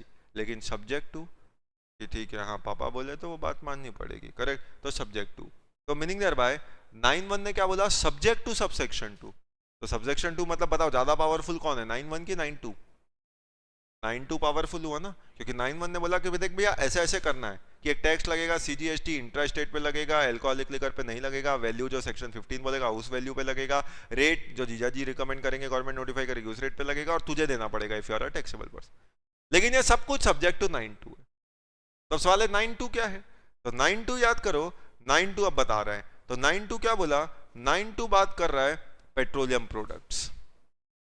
क्या पेट्रोल पे जीएसटी लगता है? याद करिए शुरुआत में जब जीएसटी आया था तो जीएसटी आने की कई शर्तों में से एक शर्त ये भी थी कि वैसे तो हम ज्यादातर चीजों पे जीएसटी लगा रहे, पर कुछ चीजों को जीएसटी के दायरे से बाहर रखा था। और वो कुछ चीजें जिनको बाहर रखा था उनमें से एक तो बेवड़े थे, उनको तो घुसने ही नहीं दिया, बेवड़ों को तो घुसने ही नहीं दिया। लेकिन वो दरवाजा बंद हो रहा था तो पेट्रोल वाले बस एंड मोमेंट पे एंटर कर गए थे, तो एंटर कर गए थे, बेवड़े बाहर ही रुक गए, पर पेट्रोल वाले आ गए। लेकिन सवाल है वो जो पेट्रोल वाले आए थे उनको ऐसे पेट्रोल छिड़कने दिया जाएगा? नहीं दिया जाएगा। तो उस समय क्या सहमति बनी थी कि पेट्रोल को हम अंदर लाएंगे जीएसटी के जब जीजा जी बोलेंगे, करेक्ट? और जीजा जी ने आज तक बोला ही नहीं अभी तक। तो 9(2) क्या बोलता है कि central tax on petroleum products, और पेट्रोलियम प्रोडक्ट जब आप बात करते हो तो इसका मतलब हम ये 5 चीजों की बात कर रहे हैं। कौन से 5 चीजों की? Crude, diesel, petrol, natural gas और एविएशन टरबाइन फ्यूल। इन 5 चीजों को एक कॉमन नाम से अगर देना हो तो इनको अपन बोलते हैं पेट्रोलियम प्रोडक्ट्स। तो क्योंकि सीजीएसटी का 9(2) पढ़ रहे हैं इसलिए क्या बोल रहा है? सेंट्रल टैक्स है। एसजीएसटी का पढ़ते तो बोलता है स्टेट टैक्स। तो पेट्रोल पे सेंट्रल टैक्स जो है वो क्या होगा? It is to be levied. कब से लेवी होगा? From the date as notified by government. तो पेट्रोल पे जीएसटी उस दिन से लगेगा जिस दिन गवर्नमेंट नोटिफाई करेगी। लेकिन सवाल है गवर्नमेंट नोटिफाई कब करेगी? जब काउंसिल रिकमेंड करेगा। तो यूं समझो जीएसटी आया तब से काउंसिल की हर मीटिंग में लगभग एक बार ये सवाल कर लिया जाता है, क्या कि अरे यार वो पेट्रोल का क्या हुआ? आपने बोला था ना अगली मीटिंग में डिसाइड करेंगे कि पेट्रोल पे जीएसटी लाना है कि नहीं। क्या लगता है पेट्रोल पे जीएसटी लिया है? अब जैसे ही ये सवाल आता है तो तुरंत उसका जवाब देता है चलो अगली मीटिंग में डिसाइड करते हैं, करेक्ट? तो ऐसा करते करते 17 से लेके 25 तक आ गए, आज तक वो दिन नहीं आया। बिल्कुल आपकी पढ़ाई की तरह। या आप कैसे बोलते हैं बस कल से मैं पढ़ने वाला हूं, ये आप हमेशा हर रोज हर दिन अपने आप से वादा करते हैं कल से डेफिनेटली मैं सीरियसली पढ़ूंगा क्लास पे, करेक्ट? जो क्लास में बताया गया वो घर भी जाके पढ़ूंगा, टेस्ट के लिए पूरी तैयारी कल से होगी मेरी तैयारी। फिर आप जानते हो वो कल ना आपका आता है ना उधर काउंसिल का आता है। 8 साल हो गए, आज तक पेट्रोल नहीं छिड़का गया। तो सोचिए 9(2) कानून तो बना हुआ है, क्या एक्टिव है? ये तो इनएक्टिव मोड पे है ना। तो 9(2) बना हुआ है कि पेट्रोल या पेट्रोलियम प्रोडक्ट्स पे जीएसटी उस दिन से लगेगा जिस दिन गवर्नमेंट नोटिफाई करेगा ऑन रिकमेंडेशन ऑफ काउंसिल। अब 30 अप्रैल तक इंतजार कर लो। अगर 30 अप्रैल से पहले जीजा जी ने पेट्रोल छिड़क दिया, मीटिंग तो कभी भी हो जाती है काउंसिल की, आप जानते हो। अगर 30 अप्रैल से पहले जीजा जी की मीटिंग हो गई, मीटिंग तो हो जाएगी, मीटिंग की कोई चिंता नहीं, लेकिन मीटिंग में पेट्रोल छिड़कने की बात हो गई, उधर जीजा जी ने पेट्रोल छिड़का, इधर आईसीआई ने आग लगाई, करेक्ट? कैसे? सिलेबस में। क्योंकि आप जानते हो तुरंत 9(2) क्या हो जाएगा? एक्टिव हो जाएगा। और फिर जिस दिन ये एक्टिव हुआ सवाल आना तय हो गया एग्जाम में। तो आज की तारीख में अभी तक इनएक्टिव है। Same applies to May 26, same applies to May 26। उनके लिए तो बहुत टाइम है छिड़कने के लिए, 31 अक्टूबर 25 तक का टाइम। वहां तक जीजा जी कभी भी मिलके रिश्ता पक्का कर सकते हैं। तो अगर वो मिले और उन्होंने ऐसा पेट्रोल छिड़का, क्योंकि वो पेट्रोल क्यों छिड़केंगे? उन्होंने बोला अकेले मेरी जिंदगी क्यों खराब हो, तेरी भी होनी चाहिए साले साहब, तो अभी वो उसकी जिंदगी में पेट्रोल छिड़केंगे। तो मीनिंग देयर बाय जैसे ही ये काम किया उस दिन से जीएसटी लग जाना है। आ रही बात समझ में? तो इसलिए अभी की तारीख में तो मैं बोल सकता हूँ 9(2) इनएक्टिव है। लेकिन कभी भी एक्टिव होगा तो आप जानते हो फिर क्या होगा? टैक्सेबिलिटी किस पे राइज होगी? सप्लायर पे होगी ना। तो जितने भी ऐसे पेट्रोल पंप है, अब वो जो जीएसटी बेच रहे हैं आज वो क्या करते हैं? आज वो पुराना टैक्स लेते हैं, तो उनपे आज भी वैट लगता है, उनपे आज भी सेंट्रल एक्साइज ड्यूटी लगती है, उतने हिस्से के लिए आज भी वो पुराने लॉ जिंदा है, करेक्ट? लेकिन जिस दिन ये जीएसटी आया हो सकता है वो पुराने लॉ पूरी तरीके से खत्म हो जाए, करेक्ट? और फिर एक ही टैक्स लगे कॉल्ड एज जीएसटी, और आज नहीं तो कल ये आएगा ही आएगा, बट आज की तारीख में अभी नहीं है। तो 9(2) ने क्या बोला, central tax on petroleum products to be levied on a date notified by government on recommendation of council at present inactive है। और मुझे अब बार बार आपको बताने की जरूरत नहीं कि अगर मैंने आपको 9(2) सिखाया तो मैंने आपको 7(2) भी सिखा दिया, और 7(2) सिखाया मतलब 5(2) भी सिखा दिया, करेक्ट। तो इसका मतलब 9(2) भी क्लियर हो गया, कोई डाउट? यस, कोई डाउट नहीं। तो 9(2) क्या हुआ, पेट्रोलियम प्रोडक्ट्स। पेट्रोलियम प्रोडक्ट्स में आपने देख लिया, सीजी हो या आईजी हो, supply of following item to be levied with effect from such date notified by government on recommendation of council. और वो 5 चीजें जो है वो आप जान चुके। इसका मतलब करेंटली मैं इनको क्या बोल सकता हूं, currently they are inactive, currently they are inactive. तो अभी के तौर पे इनको क्या किया गया, अभी ये इनएक्टिव मोड पे हैं, प्रेजेंटली दे आर इनएक्टिव, ठीक बात है। तो 9(1) और 9(2), इसका मतलब इधर जब हम टॉप पे आए तो जो सप्लायर पे ऑब्लिगेशन है 9(1) पे ऑब्लिगेशन आ सकता है, या पेट्रोल का काम है तो 9(2) में आ सकता है। ये दोनों ही केस में ऑब्लिगेशन किसके ऊपर है, सप्लायर के ऊपर है। तो करेक्ट, तो इसलिए दोनों केस में टैक्स कौन देगा गवर्नमेंट को, सप्लायर देगा। तो जहां 9(1) तो एट प्रेजेंट एक्टिव है, ये तो पूरी तरीके से चल ही रहा है। 9(2) वो एट प्रेजेंट इनएक्टिव है, at present as on date, as on date की अगर मैं बात करूं तो वो अभी इनएक्टिव है, करेक्ट। लेकिन जिस दिन गवर्नमेंट ने इसको नोटिफाई किया तो वो एक्टिव हो जाएगा, और एक्टिव हुआ तो जीएसटी लेविबिलिटी अराइज हो जाएगी। तो चार्जेबिलिटी का पहला हिस्सा क्या, कि सप्लायर जो है उस पर जीएसटी लग जाएगा, वो क्लियर हो गया 9(1). 5(1), अब 5(1) में ही एक प्रोविजो दिया गया है जो 9(1) में नहीं था लेकिन 5(1) में दिया हुआ है। अब 5(1) में वो प्रोविजो देखो क्या लिखा हुआ है। 5(1) क्या बोलता है, provided that integrated tax on goods other than the goods as notified by government on recommendation of council imported into India shall be levied and collected in accordance with the provision of section 3 of the Custom Tariff Act 1975 and value as determined under said act at the point when duties of customs are levied on said goods under section 12 of the Customs Act 1962। मतलब क्या हुआ कि जब आप कोई goods import करते हैं, जब मैंने कोई गुड्स इंपोर्ट किया तो आप जानते हैं जब गुड्स इंपोर्ट करते हैं तो वहां पे कौन सा लॉ लगता है, कस्टम्स लॉ लग जाता है। तो अगर मैंने कोई गुड्स इंपोर्ट किया तो वहां तो कस्टम्स लॉ लगेगा, उसके लिए है कस्टम ड्यू एक्ट 1962। अब कस्टम्स एक्ट 1962 जो है उसमें रेट, किस रेट से कस्टम लगेगा उसके लिए अलग कानून है, और वो है कस्टम टैरिफ एक्ट। वो सब वहां कस्टम्स में आप डिटेल में सीखेंगे, उसकी चिंता है अगर अभी डायरेक्टली जीएसटी देख रहे हो तो करने की जरूरत नहीं है। तो अब वो जो गुड्स मैं इंपोर्ट करूंगा उस पर मैं कस्टम देता हूं, और आपको मैंने बताया था कस्टम के अलावा और भी कई टैक्स है जो मैं कस्टम के अंदर देता हूं, जैसे कि उन्हीं में से एक टैक्स देता हूं CVD 3(1) और एक होता है CVD 3(7). ऐसे 3(1), 3(5), 3(7) अलग अलग होते थे, क्या होंगे वहां पे सीखोगे, काउंटर वेलिंग ड्यूटी जिसको आप बोलते हैं। अब वो जो काउंटर वेलिंग ड्यूटी था, वो काउंटर वेलिंग ड्यूटी पहले वैट और एक्साइज के रिप्लेसमेंट के तौर पे लगाए जाते थे। अभी क्या होगा, क्योंकि वैट रहा नहीं, एक्साइज रहा नहीं, तो उसकी जगह आप क्या लगता है, आईजीएसटी लगता है। और वो आईजीएसटी कहां लगेगा, वो आईजीएसटी लगेगा अंडर कस्टम्स एक्ट, वो कस्टम्स एक्ट में लग रहा है। तो इसलिए बोल रहा है यहां प्रोविजन में कि अगर मैंने कोई गुड्स इंपोर्ट किया तो उसमें लग रहा है आईजीएसटी, क्योंकि सेक्शन 5(1) है, लग रहा है आईजीएसटी, पर वो इस कानून में नहीं लग रहा, वो उस कानून में लग रहा है। तो वहां से जब मैं टीवी इंपोर्ट करूंगा तो मैं कस्टम ड्यूटी तो पे करूंगा ही बिल ऑफ एंट्री फाइल करते वक्त, उसी वक्त मैं उस कानून के अंदर आईजीएसटी पे करूंगा, तो उसके लिए भी अप्लाई तो हो रहा है। तो आईजीएसटी दूसरे कानून के अंदर लगाया जा रहा है, करेक्ट। और इसीलिए इंपोर्ट ऑफ गुड्स को हम यहां पे कवर नहीं करते, import of goods custom law में कवर होता है।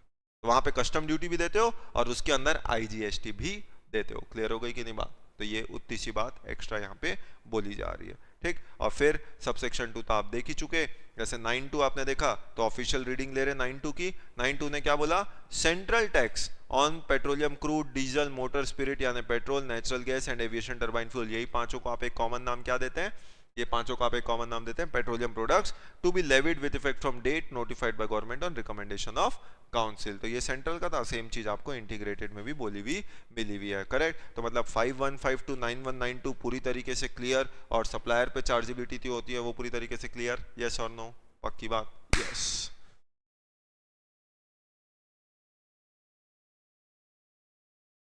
यानी एक चार्जेबिलिटी का हिस्सा हमने पूरा देख लिया। अब एक चार्जेबिलिटी हो गई तो फिर अगला बात आता है विथ रिस्पेक्ट टू रेसिपिएंट। और इस चैप्टर में 912 से सवाल आए ना आए, रेसिपिएंट की चार्जेबिलिटी पे सवाल डेफिनेटली आएगा। तो कुछ कुछ सिनेरियोज ऐसे होते हैं जहां पे recipient is the person who is liable to pay tax, मतलब उल्टा। नॉर्मल क्या है? नॉर्मल ये है कि जो सेलर है वो बायर से टैक्स लेगा और गवर्नमेंट को पे करेगा, ये नॉर्मल है, इसीलिए इसको बोलते हैं फॉरवर्ड चार्ज। लेकिन कभी कभी उल्टा होता है। उल्टा क्या? कि रेसिपिएंट को बोला जाता है कि भैया टैक्स तू हमको दे, you are the person who are liable to pay tax to us, मतलब ये उल्टा हो गया ना, इसीलिए इसको बोलते हैं रिवर्स चार्ज। नॉर्मली कौन किसको चिल्लाता है? कोतवाल चोर को कि चोर कोतवाल को? कोतवाल चोर को। तो नॉर्मल सिनेरियो होता है कि कोतवाल जो है वो चोर को डांटता है, क्या चोरी करता है। लेकिन कभी कभी ऐसा होता है ना कि चोर कोतवाल को डांटता है, इसीलिए तो कहावत बनती है उल्टा चोर कोतवाल को डांटे। तो चोर आके बोलता है चोरी कर रहा हूं, उसके बाद भी पकड़ नहीं रहा है मेरे को, पकड़। तो उल्टा चोर कोतवाल को डांट रहा है कि भैया तू अभी तक पकड़ क्यों नहीं रहा मेरे को। जीएसटी भी वैसा ही है, जीएसटी में वो कहावत भी चाहिए, उल्टा चोर कोतवाल को डांटे, उसको भी ट्रू बोला गया है सर्टेन केसेस में। और वो ऑब्लिगेशन है 9(3) और 9(4). जैसे दो सबसेक्शंस सप्लायर के लिए बने हुए हैं तो दो सबसेक्शन रेसिपिएंट के लिए भी बने गए। तो यहां पे ऑब्वियसली काउंसिल ने कुछ ट्रांजैक्शंस नोटिफाई किए कि अगर ये काम आप करोगे तो उस केस में हम ऑब्लिगेशन सेलर ऑब्लिक सप्लायर पे नहीं डालेंगे जीएसटी देने का, हम ऑब्लिगेशन शिफ्ट कर देंगे किस पे? बायर ऑब्लिक रेसिपिएंट पे। तो ये उल्टा हो गया ना, उल्टा काम। नॉर्मली ऐसा नहीं होता, तो इसीलिए इसको बोलते हैं reverse charge, in short RCM, reverse charge mechanism. अब रिवर्स चार्ज मैकेनिज्म भी जीएसटी में दो तरीके से, एक है 9(3) और एक है 9(4). ये दो तरीके का रिवर्स चार्ज है। सबसे पहले तो यही जानना जरूरी है सर ये दो क्या है और इन दोनों में फर्क क्या है। 9(3) और 9(4) जो है तो इनमें फर्क क्या है बेसिकली, करेक्ट। अब 9(3) तो पूरी एक लिस्ट है, पूरी एक लिस्ट है। अब ये लिस्ट कहां से उठाई? गुड्स पे भी रिवर्स चार्ज है, सर्विस पे भी रिवर्स चार्ज है। कुछ सर्विसेज हैं जहां गवर्नमेंट बोला ये सर्विस अगर एक व्यक्ति दूसरे व्यक्ति को देगा तो यहां पे दूसरे व्यक्ति को हमने बोला you are the person liable to pay tax under reverse charge. वैसे ही एक व्यक्ति दूसरे व्यक्ति को ये गुड्स देगा तो हमने रेसिपिएंट को बोला है कि you are the person who are liable to pay tax under reverse charge, तो ऑब्लिगेशन उन पे डाला गया। तो उसके लिए तो गवर्नमेंट ने अलग अलग नोटिफिकेशन दे रखा है, गुड्स पे भी दे रखा है, सर्विस पे भी दे रखा है। मजे की बात, सिलेबस में सर्विस का रिवर्स चार्ज होता था, वो तो शुरू से था। गुड्स का रिवर्स चार्ज सिर्फ जानकारी के लिए दिया गया था, सिलेबस का हिस्सा नहीं होता था। आईसीआई ने बोला जब आखिरी बारी पढ़ रहा है तो अधूरा क्यों पढ़ता है, और जब बुक में लिखा हुआ ही है तो पढ़ ही रहा है, तो गुड्स का रिवर्स चार्ज भी सीख ही ले। तो सारे रिवर्स चार्ज आ गए अब आपके सिलेबस में। तो गुड्स का रिवर्स चार्ज भी है, सर्विस का भी रिवर्स चार्ज है, करेक्ट। अब रिवर्स चार्ज की जब आप बात करते हो तो उसके लिए पूरी लिस्ट है, तो वहां पे ऑप्शन नहीं है कि चलो यार वो नहीं दे रहा तो मैं दे देता हूं, या मैं नहीं दे रहा हूं मेरा मन नहीं है तो मैं उसको बोल दूं तू दे दे। आज मेरा फेस टू फेस का मन नहीं है तो मैं ऑनलाइन कर लेता, आज मेरा ऑनलाइन का मन नहीं है तो फेस टू फेस कर लेता, ऐसा नहीं है। अगर लिस्ट बोल दी गई ये रिवर्स चार्ज है तो इसका मतलब क्या? ऑब्लिगेशन उसी पे है, उसको टैक्स देना ही पड़ेगा। एग्जाम्पल, वैसे तो पूरी लिस्ट आगे देखेंगे, जैसे मान लो डायरेक्टर कंपनी को सर्विस दे रहा है, is one of the case of reverse charge. अब यहां पे टैक्स किसको देना है? कंपनी को अंडर रिवर्स चार्ज। तो अगर कंपनी को रिवर्स चार्ज में टैक्स देने के लिए बोला गया है तो कंपनी ये नहीं बोल सकती अरे साहब डायरेक्टर का मन है टैक्स देने का, सीखना चाहता है, देने दो उसको टैक्स। अगर डायरेक्टर टैक्स देगा गवर्नमेंट रख तो लेगी, चलो कोई बात नहीं दे दो, लेकिन फिर बाद में कंपनी से अलग लेके आ जाएगी। क्यों? क्योंकि लायबिलिटी किसकी है? कंपनी की है। जिसकी लायबिलिटी है उसने पे नहीं किया तो गवर्नमेंट उससे तो लेके आ ही जाएगी पैसा। तो जिसके ऊपर ऑब्लिगेशन है टैक्स तो उसी ने देना है, किसी और ने नहीं, मतलब मर्जी नहीं है। ये है 9(3). तो ऐसी लिस्ट ऑफ सर्विसेज है और लिस्ट ऑफ गुड्स है जिसको गवर्नमेंट ने नोटिफाई किया। उन केसेस में it is the recipient who is the person who is liable to pay GST under reverse charge. तो ये 9(3) तो है ही, 9(3) तो है ही, ये हमने देखा। क्या ये 9(3) क्या है? तो ये पूरी लिस्ट आएगी। इसमें जो लिस्ट आएगी ये लिस्ट ऑब्वियसली किसने दिया है? गवर्नमेंट ने दिया है। पर गवर्नमेंट वो लिस्ट कैसे देगी? अकेले बिना मर्जी के दे सकती है क्या? जीजा जी के रिकमेंडेशन के बिना सलाह मशवरा के? तो सलाह मशवरा हुआ होगा तभी तो ये लिस्ट आई होगी। तो 9(3) में क्या बोला? Government on recommendation of GST council specify categories, मतलब पूरी एक लिस्ट, किसकी लिस्ट, गुड्स की भी है सर्विस की भी है, तो specify the category of goods और सर्विसेज जिसपे टैक्स कौन देगा, the tax to be paid on which, on reverse charge basis, यानी जिसपे टैक्स देने का ऑब्लिगेशन किसका है, रिवर्स चार्ज बेसिस पे, और रिवर्स चार्ज बेसिस में टैक्स देगा कौन, ऑब्वियसली बात है बाय रेसिपिएंट, तो ये तो हम जानते हैं, तो रिवर्स चार्ज बेसिस में टैक्स का ऑब्लिगेशन किस पे डाल दिया, रेसिपिएंट पे डाल दिया। अब मजे की बात, ये किसका देखा देखी किया गया, तो ऐसे प्रोविजंस प्री जीएसटी एरा में सर्विसेज में होते थे, सर्विस टैक्स में ऐसे रिवर्स चार्ज के कंसेप्ट होते थे, गुड्स में ऐसा कोई रिवर्स चार्ज का कंसेप्ट नहीं होता था, वैट में, वैट लॉ में कोई रिवर्स चार्ज नाम का चीज नहीं होता था, पर सर्विसेज में होता था। तो गवर्नमेंट ने ये सर्विस टैक्स से बोरो किया है जीएसटी में, वहां की सर्विस चार्ज की लिस्ट होती थी, वहां पे रिवर्स चार्ज मैकेनिज्म भी होता था, कई बार पार्शियल रिवर्स चार्ज भी होता था, पार्शियल रिवर्स चार्ज मतलब कुछ तुम दो कुछ हम देंगे, वैसा भी होता था कई सर्विसेज पे कि कुछ टैक्स सेलर देगा उसका और कुछ टैक्स बायर देगा, मतलब दोनों की ऐसी तैसी की जाती थी वहां पे, उसको बोलते थे पार्शियल रिवर्स चार्ज। एक होता था complete reverse charge, complete reverse charge मतलब पूरा बायर देगा, एक होता था पार्शियल रिवर्स चार्ज, कुछ तुम कुछ मैं, करेक्ट, और एक तो फॉरवर्ड चार्ज जहां पूरा सप्लायर ही देता था, करेक्ट। तो ये तीन तरीके से सर्विस टैक्स लगता था। एटलीस्ट गवर्नमेंट ने बोरो किया, पर एटलीस्ट ये बीच वाला बोरो नहीं किया कि कुछ तुम कुछ मैं, अब या तो तुम या तो मैं, सिर्फ ये दो ही कंसेप्ट चल रहा है, या तो सप्लायर देगा टैक्स या रेसिपिएंट देगा, कुछ सप्लायर कुछ रेसिपिएंट ऐसा नहीं होता, करेक्ट। तो 9(3) पूरी एक लिस्ट है, इसी को अपन ने नाम दिया है, ये अपना नाम है, अपन ने अपनी क्लास में नाम दिया है, ऐसे रिवर्स चार्ज को अपन एक नाम देंगे और वो नाम होगा compulsory reverse charge. Compulsory reverse charge का मतलब क्या, जो भी लिस्ट गवर्नमेंट ने दे दी है 9(3) में, चाहे वो गुड्स की लिस्ट हो चाहे सर्विस की, इस पे रिवर्स चार्ज में रेसिपिएंट ने ही टैक्स देना है, और रेसिपिएंट ने टैक्स देना है मतलब अब कल को कंपनी बोलती है अच्छा ठीक है टैक्स दे देंगे, कम से कम डायरेक्टर से 20 लाख की सर्विस तो लेने दो, पहले 20 लाख की सर्विस लेने दो उसके बाद टैक्स देंगे। सवाल है वो 20 लाख का थ्रेशोल्ड, कंपनी का बोलना है कि अभी तक हमने 20 लाख की सर्विस नहीं लिया डायरेक्टर से तो टैक्स क्यों दे, पहले 20 लाख थ्रेशोल्ड क्रॉस होने दो। सवाल यह है क्या यहाँ पे कोई थ्रेशोल्ड मिलेगा, क्या रिवर्स चार्ज में कोई थ्रेशोल्ड का कंसेप्ट है, कोई थ्रेशोल्ड का कंसेप्ट नहीं है। जैसे अनदर सर्विस एडवोकेट, अब आपने लॉयर से एडवोकेट से सर्विस ली है बिजनेस एंटिटी ने, तो बिजनेस एंटिटी बोलती है अभी लॉयर से 20 लाख की सर्विस तो लेने दो फिर टैक्स देंगे, तो क्या ये एक एक चीज पे 20-20 लाख की लिमिट है, रिवर्स चार्ज में तो कोई लिमिट ही नहीं है। इसका मतलब अगर रिवर्स चार्ज में मेरे ऊपर ऑब्लिगेशन आया तो सीधा सीधा मुझे टैक्स देना है, बात खत्म, कोई लिमिट नहीं है, तो वहां पे कंपलसरी रिवर्स चार्ज है, तो आपको रिवर्स चार्ज में टैक्स पे करना पड़ेगा। और अगर आपको थोड़ी बातें कुछ पुरानी याद आ रही हो तो ये कंपलसरी रजिस्ट्रेशन का भी केस है अंडर सेक्शन 24 कि अगर रेसिपिएंट पे रिवर्स चार्ज में ऑब्लिगेशन आ गया तो उसको कंपलसरी रजिस्ट्रेशन कराना पड़ेगा अंडर जीएसटी में, कोई थ्रेशोल्ड का केस नहीं है। 24 क्लियर हो गई कि नहीं बात। तो ये तो हुआ 9(3). अब 9(3) हुआ तो अगला इंस्टेंस आया 9(4). अभी सर ये कौन सा रिवर्स चार्ज है फिर, अभी 9(4) बड़ा इंटरेस्टिंग सा केस है। मेन तो 9(3) है पर 9(4) एक बार बता के आपको खत्म कर रहा हूं कि 9(4) था क्या और इसके लिए थोड़ी हिस्ट्री क्या थी इसकी वो भी जानने की कोशिश करते हैं। क्यों इसको हमने नाम दिया है कंडीशनल रिवर्स चार्ज, तो 9(4) को एक नाम दिया है अपन ने कंडीशनल रिवर्स चार्ज। अगेन ये लॉ का नाम नहीं है, ये सिर्फ अपनी क्लास का नाम है, एक है कंपलसरी रिवर्स चार्ज एक है कंडीशनल रिवर्स चार्ज।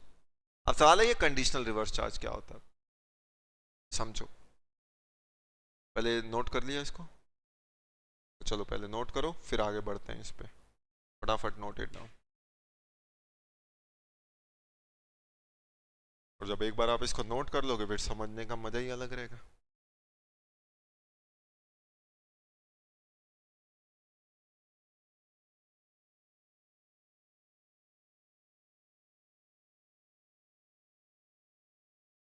और पूरे इस चैप्टर में चार्ज अंडर जीएसटी सबसे इंपॉर्टेंट कोई टॉपिक है तो वो है 9(3), क्योंकि सवाल आएगा तो इसी से आएगा और आएगा ही आएगा।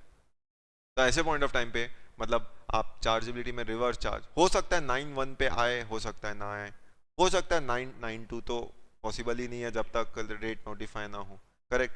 9(4) एक बार आप सीखोगे उसके बाद बात करेंगे इस पे सवाल आ सकता है कि नहीं। 9(3) तो आएगा ही आएगा। वो क्या है उस पे आने से पहले एक बार हम बाकी साइड आइटम्स खत्म कर लेते हैं।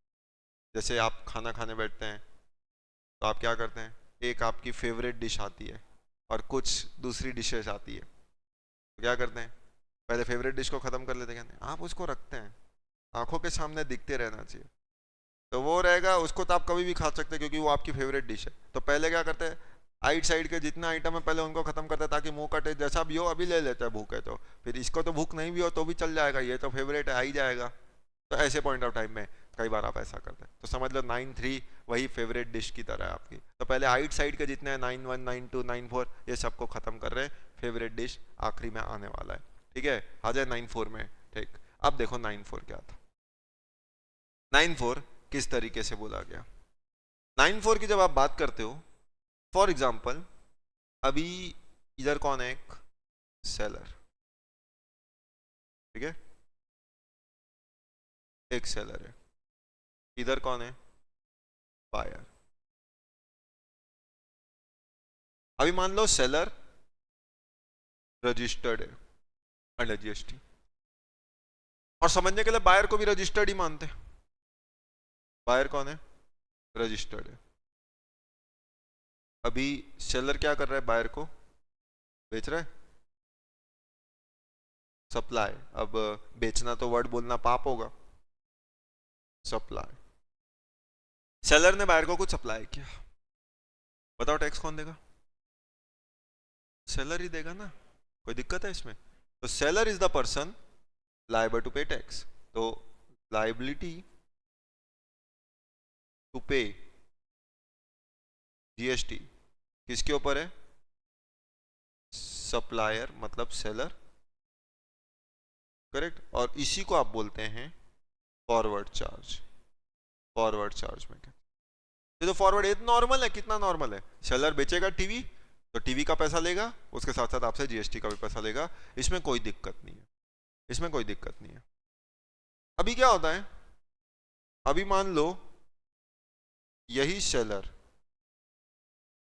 जो था वो क्या था, वो अनरजिस्टर्ड था, सेलर अनरजिस्टर्ड था। जरूरी है सबको रजिस्ट्रेशन कराना जीएसटी में, जो भी दुकानदार है तो रजिस्ट्रेशन कराएगा ही कराएगा, ऐसा तो है नहीं। पर जो बायर है, बायर रजिस्टर्ड है, समझने के लिए बायर को रजिस्टर करना ही पड़ेगा, बायर रजिस्टर्ड है। अभी सेलर ने बायर को फिर क्या किया, बेचा, सप्लाई, सप्लाई किया, ठीक बात है।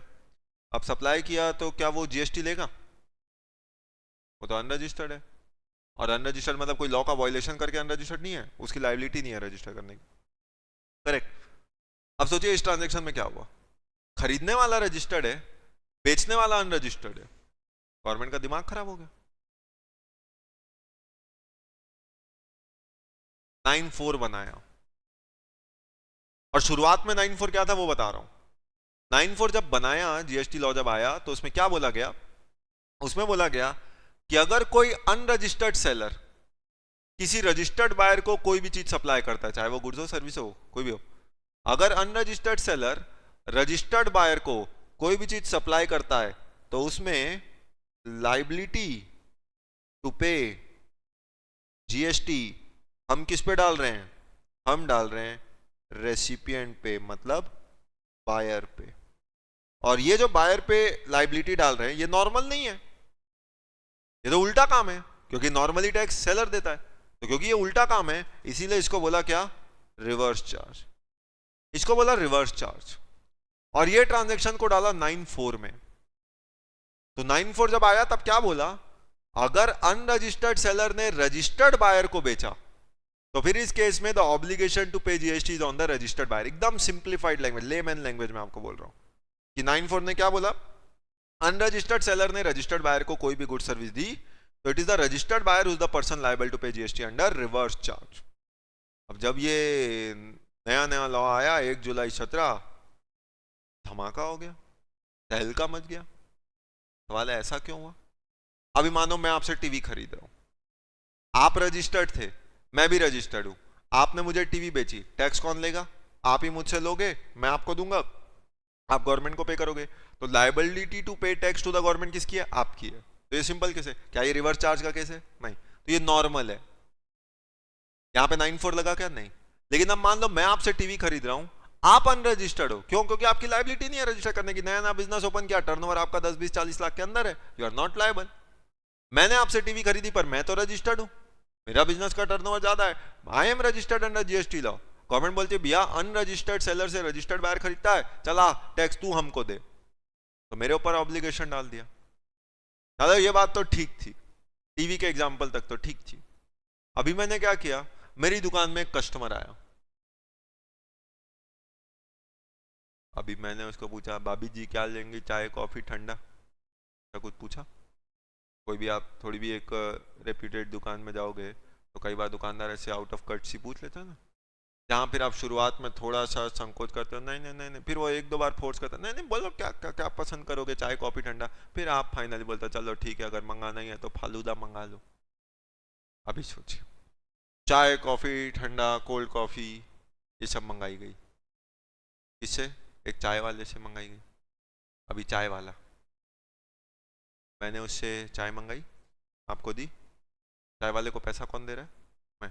भाभी जी पैसा देंगे क्या? अगर वैसा देना था तो भाभी जी ने कभी चाय पीना था? नहीं पीना था, करेक्ट? तो पैसा तो मैं दे रहा हूँ, इसका मतलब मैं एक गुड्स या सर्विस ले रहा हूँ, अपने बिजनेस के पॉइंट ऑफ व्यू से मेरा एक्सपेंस हुआ। मैंने चाय वाले से चाय ली, अभी वो रजिस्टर्ड होगा जीएसटी में? सारे चाय वाले बड़े होते हैं? कुछ होते हैं ना, एक आध दो होते हैं वो ठीक है, लेकिन सारे चाय वाले इतने बड़े तो नहीं बनते ना चाय वाले। कुछ एक होते हैं जो एकदम हाई लेवल पे पहुंच जाते हैं, वो एक अलग बात है। लेकिन हम तो यहाँ कोई भी चाय वाले की बात कर रहे हैं ना, तो ऐसे कोई भी रजिस्टर्ड होगा? नहीं होगा। अब सोचिए, मैंने उससे चाय लिया, कटिंग चाय, कितने की? 10 रुपया।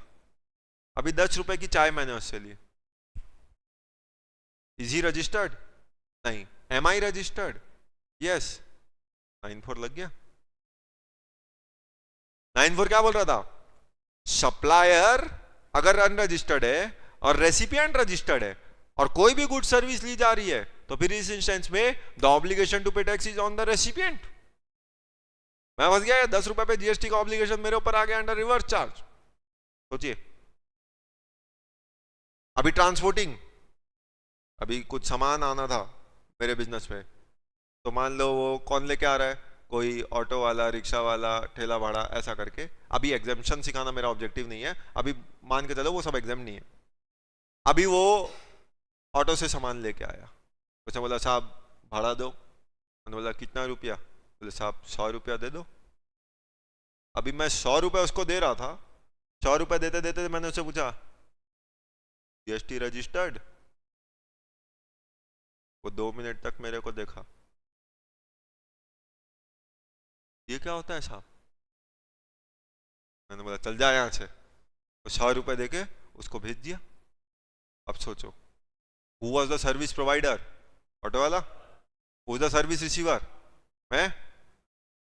अनरजिस्टर्ड ऑटो वाले ने रजिस्टर्ड बिजनेस को सर्विस दी, 9(4) फंस गया, 100 रुपए पे रिवर्स चार्ज लग गया मेरे पे। मैंने बोला मजाक बना रखा है, ये 10 रुपए पे जीएसटी, और ये तो एक भाभी जी को चाय पिलाया था, ऐसे दिन भर में कितनी भाभी जी को चाय पिलाता हूं मैं, मतलब कस्टमर्स को। कस्टमर्स की बात चल रही है ना, तो ऐसे कितने कस्टमर को सोचो, चाय कोई फालूदा, कोई आइसक्रीम, और जिनसे मंगवाता हूँ वो रजिस्टर्ड नहीं है, ऐसे 10-10 रुपए का जीएसटी मैं दे रहा हूँ। मतलब जीएसटी दे रहा हूँ कि मजाक चल रहा है, मेरे को यही समझ में नहीं आ रहा है। बंद करो जीएसटी। बोले मेरा काम टीवी का है कि ये चाय का जीएसटी देने का है? इसी का जीएसटी दिया जा रहा हूं, पता चला टीवी मैंने कस्टमर को दी, वो बिना जीएसटी दिए भाग गया, क्योंकि मैं चाय के जीएसटी पे फोकस कर रहा था। प्रॉब्लम समझी? लोगों ने बोला नहीं देंगे 9(4), गवर्नमेंट बोला चलो ठीक है, थोड़ा सा सुधार लेते हैं, नाराजगी को दूर कर देते हैं, तो चेंज किया। क्या चेंज किया? बोला ठीक है अब आप क्या करो, अब एक काम करो, अगर एक दिन में हम थोड़ा एक लिमिट कर देते हैं, ताकि ऐसे छोटे मोटे ट्रांजेक्शन पे ना लगे, एक लिमिट सेट कर देते हैं। क्या बोला? कि अगर अब अनरजिस्टर्ड सेलर रजिस्टर्ड बायर को बेचेगा तो टैक्स रजिस्टर्ड बायर देगा अंडर रिवर्स चार्ज। वो कब देगा रजिस्टर्ड बायर? अगर एक दिन में वो टोटल 5000 की चीजें खरीदता है या सर्विस लेता है फ्रॉम एन अनरजिस्टर्ड सप्लायर। तो एक लिमिट लगा दी। फिर चेंज क्या किया? ये सब पुराने जमाने की बात है, पर आपको बैकग्राउंड जानना जरूरी होगा टू अंडरस्टैंड किया आगे क्यों इसको फालतू बोला गया। कि अब गवर्नमेंट ने एक लिमिट सेट करी जिसमें क्या बोला, 5000 की एक लिमिट सेट कर देते हैं कि अब मुझे रिवर्स चार्ज कब देना है? अगर मैंने एक दिन में 5000 से ज्यादा का पेमेंट किया होगा अनरजिस्टर्ड लोगों को तो ही मुझे रिवर्स चार्ज देना है। मैंने बोला 5000 क्या होता है 5000? अगर मैं शॉपर स्टॉप हूं, मेरे 500 कस्टमर आए, सबको मैंने 10-10 रुपए की चाय पिलाई, 5000 तो मेरा ऐसे ही हो जाता है। और वो भी ऐसा नहीं कि एक एक सप्लायर से, total aggregate in a day. कुछ ऑटो वाले आए, कुछ ऐसे चाय वाले आए, कुछ कॉफी वाले आए, कुछ फालूदा वाले आए, सबका मिला के भी 5000 हो गया। तो रिवर्स चार्ज में 9(4) में ऑब्लिगेशन आ गया। मतलब ये लिमिट देने से अच्छा तो नहीं देते, कोई मतलब नहीं है, बंद करो जीएसटी, नहीं देंगे। 9(4) सस्पेंडेड आया और सस्पेंड हो गया तुरंत। गवर्नमेंट बोला ठीक है अभी हम सस्पेंड कर रहे हैं इसको, नाराज मत हो। करेक्ट। तो मीनिंग देयर बाय ऐसा कई बार हुआ है जीएसटी में कि कई सेक्शंस आए लेकिन लोगों ने बोला नहीं करेंगे, मतलब नहीं करेंगे, तो गवर्नमेंट को फिर एक कदम पीछे हटना पड़ा और लॉ में उसको सस्पेंड करना पड़ा या टेम्पररी होल्ड करना पड़ा। जैसे अगर आपको आगे की कुछ बात याद दिलाऊं तो रिटर्न फाइलिंग भी एक चैप्टर आप पढ़ते थे, तो उसमें होता था जीएसटीआर 2। लोगों ने बोला नहीं करेंगे, क्यों किसी की गलती निकालना, हमारी आदत ही नहीं है दूसरों की गलतियां निकालना। हम जो बेचेंगे वो बता सकते हैं, हमने जिससे खरीदा है उसको हम बैठ के क्यों चेक करें। जीएसटीआर 2 में इनवर्ट सप्लाई नहीं करेंगे, 2 सस्पेंडेड, और 2 सस्पेंड हुआ तो 3 ऑटोमेटिकली सस्पेंडेड। जीएसटीआर 1, 2, 3 3 रिटर्न्स होते थे, 1, 2 और 3। 1 तो चल रहा है, शुरू से चल रहा है, आज भी चल रहा है, 2 सस्पेंडेड। और अगर 2 सस्पेंड हुआ तो 3 ऑटोमेटिकली सस्पेंड हो गया जिसमें आपको जीएसटी पे करना था। सोचिए पहले मैंने कितना बड़ा झटका लगा गवर्नमेंट को कि लोगों ने 2 फाइल नहीं किया तो 3 तो ऑटोमेटिकली सस्पेंड हो गया। और सिंप्लीफाई करूं तो मतलब समझ लो आपको क्लास आनी थी, पर आप किसके साथ आते हो? अपने फ्रेंड के साथ आते हो क्लास।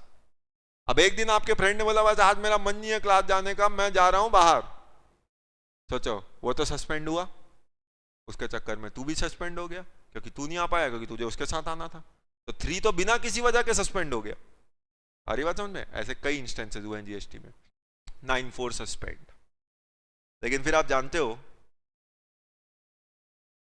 जैसे कि आज का ट्रेंड है, कोई भी मूवी आती है तो फिर उसका आता है पार्ट 1, फिर उसका आता है पार्ट 2, फिर रिटर्न्स। वो ओरिजिनल कौन देखता है वो पता नहीं, उसका पार्ट 2, पार्ट 3, पार्ट 4 और रिटर्न्स तक आ जाते हैं। करेक्ट। फिर यही समझ में नहीं आता इसका पार्ट 1 कब आया था। लेकिन चलो ट्रेंड है, कई बार ये समझ नहीं आता मूवी देख रहे हो कि सीरियल देख रहे हो। करेक्ट। बट अब क्योंकि ट्रेंड है तो गवर्नमेंट भी वही काम करती है जो ट्रेंड में चलता है। तो अभी ऐसा काफी ट्रेंड में चलता है आजकल, जितनी भी ऐसी पिक्चर आती है सब आप देखो ऐसे सीरीज बन के आती है। तो गवर्नमेंट ने भी सोचा एक आध अपन भी जीएसटी नया नया है आज के हिसाब से चालू करते हैं। 9(4) रिटर्न्स। गवर्नमेंट ने पिक्चर लॉन्च करी 9(4) रिटर्न्स। लोगों को एक बल के लिए अच्छा लगा ना, मतलब पिक्चर की तरह आ रहा है 9(4) रिटर्न्स, कुछ तो आया होगा। पहले क्या मना कर चुका है आपको पता है कि अनरजिस्टर्ड सेलर रजिस्टर्ड बायर को देगा, registered buyer is the person liable to pay GST. लोगों ने बोला नहीं देंगे। फिर गवर्नमेंट बोला चलो अनरजिस्टर्ड सप्लायर्स रजिस्टर्ड बायर को देंगे, अगर रजिस्टर्ड बायर एक दिन में 5000 तक का गुड सर्विस लेगा तो रिवर्स चार्ज लगेगा। लोगों ने बोला बिल्कुल नहीं देंगे। गवर्नमेंट बोला ठीक है सस्पेंड 9(4). फिर कुछ दिन बाद अचानक से बोला 9(4) रिटर्न्स। अब उसमें क्या बोला, अगर अनरजिस्टर्ड सप्लायर रजिस्टर्ड बायर को देगा तो it is the registered person who is liable to pay GST under reverse charge. लोगों ने बोला पहला पार्ट आया था उसको हमने फ्लॉप किया था, उस मूवी को फ्लॉप किया था, फिर ये दूसरा पार्ट आया और दूसरे पार्ट में भी सेम स्टोरी डाली जो पहले पार्ट की थी। जब पहली पिक्चर फ्लॉप की थी तो तेरे को समझ में नहीं आया, अभी इसको सुपर फ्लॉप करें। सेकेंड पार्ट डाल दिया 9(4) का, और उसमें भी क्या बोला, अनरजिस्टर्ड सेलर ने रजिस्टर्ड बायर को दिया, तो it is the registered buyer who is liable to pay GST under reverse charge. तो फिर फर्क क्या है? फिर इतना समय रुक के रिटर्न्स करके लाए क्यों movie? Super flop movie. Government बोला थोड़ा बात तो सुन लो, कैरेक्टर्स अलग है इसमें। बोले मतलब अब क्या होगा? आज की तारीख का 9/4 क्या है यही कंसेप्ट, नहीं बदला 9/4 का। This is the concept. Concept क्या है कि अगर अनरजिस्टर्ड सेलर रजिस्टर्ड बायर को गुड सर्विसेज देगा तो it is the registered buyer who is the person liable to pay GST. इसका मतलब अपने आप में ये कंडीशन है, तो इसीलिए हमने इसको नाम दिया कंडीशनल रिवर्स चार्ज। क्योंकि अगर सेलर रजिस्टर्ड होगा तो फिर तो 9/4 की बात ही नहीं आती। 9/4 अप्लाई तब होता है जब सेलर अनरजिस्टर्ड हो और बायर रजिस्टर्ड हो। लेकिन अभी क्या बोला? पहले तो ऐसा हो रहा था, हर बिजनेस में लग रहा था ना, हर बिजनेस में 9/4 लग रहा था। क्योंकि हर बिजनेस, ऐसा तो हो ही नहीं सकता कि मैं अपने बिजनेस में जितनी भी चीज खरीदूं सब रजिस्टर्ड लोगों से खरीदूं। तो अगर मैंने कुछ भी चीज अनरजिस्टर्ड लोगों से खरीदी तो मुझ पे 9/4 लग जाता था। तो फिर गवर्नमेंट ने थोड़ा सा चेंज किया, और वो चेंज क्या था? वो चेंज था notified persons, notified category of persons. मतलब गवर्नमेंट बोला हम जिसको नोटिफाई करेंगे केवल वो नोटिफाइड क्लास ऑफ पर्सन, केवल नोटिफाइड क्लास ऑफ पर्सन अगर अनरजिस्टर्ड सेलर से कोई भी गुड सर्विस लेगा तो उस नोटिफाइड क्लास ऑफ पर्सन पे ऑब्लिगेशन डाला गया to pay GST under reverse charge in 9/4। तो लोगों ने पूछा अच्छा चलो बताओ ये नोटिफाइड क्लास ऑफ पर्सन कौन है? कहीं हम तो नहीं आ रहे, फिर बंद करें जीएसटी को। गवर्नमेंट ने बोला ये नोटिफाइड क्लास ऑफ पर्सन मतलब कौन? एक ही व्यक्ति। और वो व्यक्ति कौन है? वो व्यक्ति है बिल्डर या डेवलपर। मतलब सिंपल लैंग्वेज में जो ये कंस्ट्रक्शन रियल एस्टेट का काम करते हैं। तो अब वो नोटिफाइड कैटेगरी ऑफ पर्सन कौन है? Builder oblique developer. अब समझो 9/4 क्या है, सम अप। 9/4 में क्या बोला कि अब अगर अनरजिस्टर्ड सेलर ने रजिस्टर्ड बिल्डर डेवलपर को गुड्स और सर्विस दिया तो उस केस में रजिस्टर्ड बिल्डर डेवलपर जो है will be the person liable to pay GST under reverse charge in 9/4। पर उसके लिए कुछ कंडीशंस हैं, जैसे कि एक कंडीशन सेलर का अनरजिस्टर्ड होना है। पर इसमें भी ऐसा नहीं बोला कि हर केस में बिल्डर डेवलपर को देना पड़ेगा। क्या बोला? अगर मान लो बिल्डर डेवलपर जो परचेस कर रहा है, अगर वो अपनी टोटल परचेस का 80% से कम रजिस्टर्ड लोगों से खरीदता है तो फिर ये रिवर्स चार्ज लगेगा। मतलब मैंने अपने टोटल परचेस का 20% से ज्यादा अनरजिस्टर्ड लोगों से खरीदा है तो फिर मुझे रिवर्स चार्ज में टैक्स देना पड़ेगा। जैसे फॉर एग्जांपल अभी मैं क्या करता हूं, मैं सीमेंट खरीदता हूं। मैंने 1 लाख का सीमेंट खरीदा है। 1 लाख के सीमेंट में अगर मैंने 80,000 या उससे ज्यादा का सीमेंट जिनसे खरीदा है वो रजिस्टर्ड लोग हैं, वो रजिस्टर्ड लोग हैं, तो उन्होंने मुझसे जीएसटी लिया ही होगा। तो भले ही 10-15 हजार का सीमेंट मैंने अनरजिस्टर्ड से भी खरीदा होगा, 9/4 नहीं लगेगा मुझ पे। लेकिन अगर मेरा टोटल परचेज का 80% से कम रजिस्टर्ड लोगों से परचेज है, तो मैंने 1 लाख परचेज किया था, उसमें रजिस्टर्ड लोगों से मैंने सिर्फ 70,000 का सामान खरीदा, 30,000 का सामान मैंने अनरजिस्टर्ड लोगों से सीमेंट खरीदा। तो फिर गवर्नमेंट क्या बोल रही है? अब तुझ पे 9/4 लगेगा बेटा। और 9/4 लगेगा तो ये जो 30,000 का सामान जो तूने अनरजिस्टर्ड से खरीदा था अब तेरे को टैक्स देना पड़ेगा। Now you are the person who are liable to pay tax under reverse charge. और किसमें? 9/4 में। अब वो 9/4 में क्या करेगा? टैक्स देगा। तो इसका मतलब क्या हुआ? ये कंडीशनल रिवर्स चार्ज है, वो भी एक पर्टिकुलर बिजनेस पे लगता है। एग्जाम में ज्यादातर हमको सवाल जब आते हैं वो एक कॉमन बिजनेस के आते हैं। पर्टिकुलर बिजनेस से रिलेटेड सवाल की प्रोबेबिलिटीज कम होती है, क्योंकि आपसे अक्सर टेस्ट में उन सवालों से, उन चीजों से सवाल किया जाता है जो ज्यादातर सभी बिजनेस पे लगता है। क्या ये अब हर बिजनेस पे लग रहा है? क्या नहीं, ये केवल नोटिफाइड क्लास ऑफ बिजनेस पे लग रहा है, और उसमें भी एक ही है, बिल्डर डेवलपर। पर अब क्या था, जितना समझाना था वो आपको समझा दिया। तो कंसेप्ट क्या है 9/4 का? कंसेप्ट यही है, अनरजिस्टर्ड सेलर रजिस्टर्ड बायर को पे सेल करेगा, और रजिस्टर्ड बायर अगर नोटिफाइड क्लास ऑफ पर्सन है तो in this case it is a notified class of person who is liable to pay GST under reverse charge in 9/4। तो उस पे ऑब्लिगेशन आएगा 9/4 में। वो नोटिफाइड क्लास ऑफ पर्सन बता चुका बिल्डर डेवलपर है, और उसमें भी कब 9/4 लगता है? अगर 80% से कम खरीदी उनकी रजिस्टर्ड लोगों से है तब 9/4 पे जीएसटी लगता है। क्यों? क्योंकि सोचो सीमेंट, खासतौर पे सीमेंट का एग्जांपल इसलिए दिया क्योंकि सीमेंट पे जीएसटी का रेट 28% है। तो आप अगर ऐसे लोगों से खरीदोगे जो अनरजिस्टर्ड है और बोलते हैं हमारा 28% किधर गया, तो इसलिए फिर वहां पे रिवर्स चार्ज में आपको 28% टैक्स देना पड़ता है।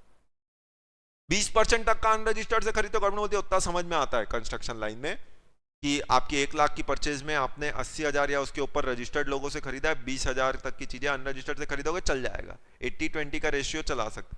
लेकिन अगर आपने रजिस्टर्ड लोगों से खरीदा ही कम है, 70-30, 60-40, ये हमको समझ में नहीं आता इतना रेशियो कम क्यों है, तो फिर जितना भी अनरजिस्टर्ड से खरीदा है आपको क्या करना पड़ेगा, फिर 94 लगेगा और आपको 94 में जीएसटी हमको देना पड़ेगा अंडर रिवर्स चार्ज।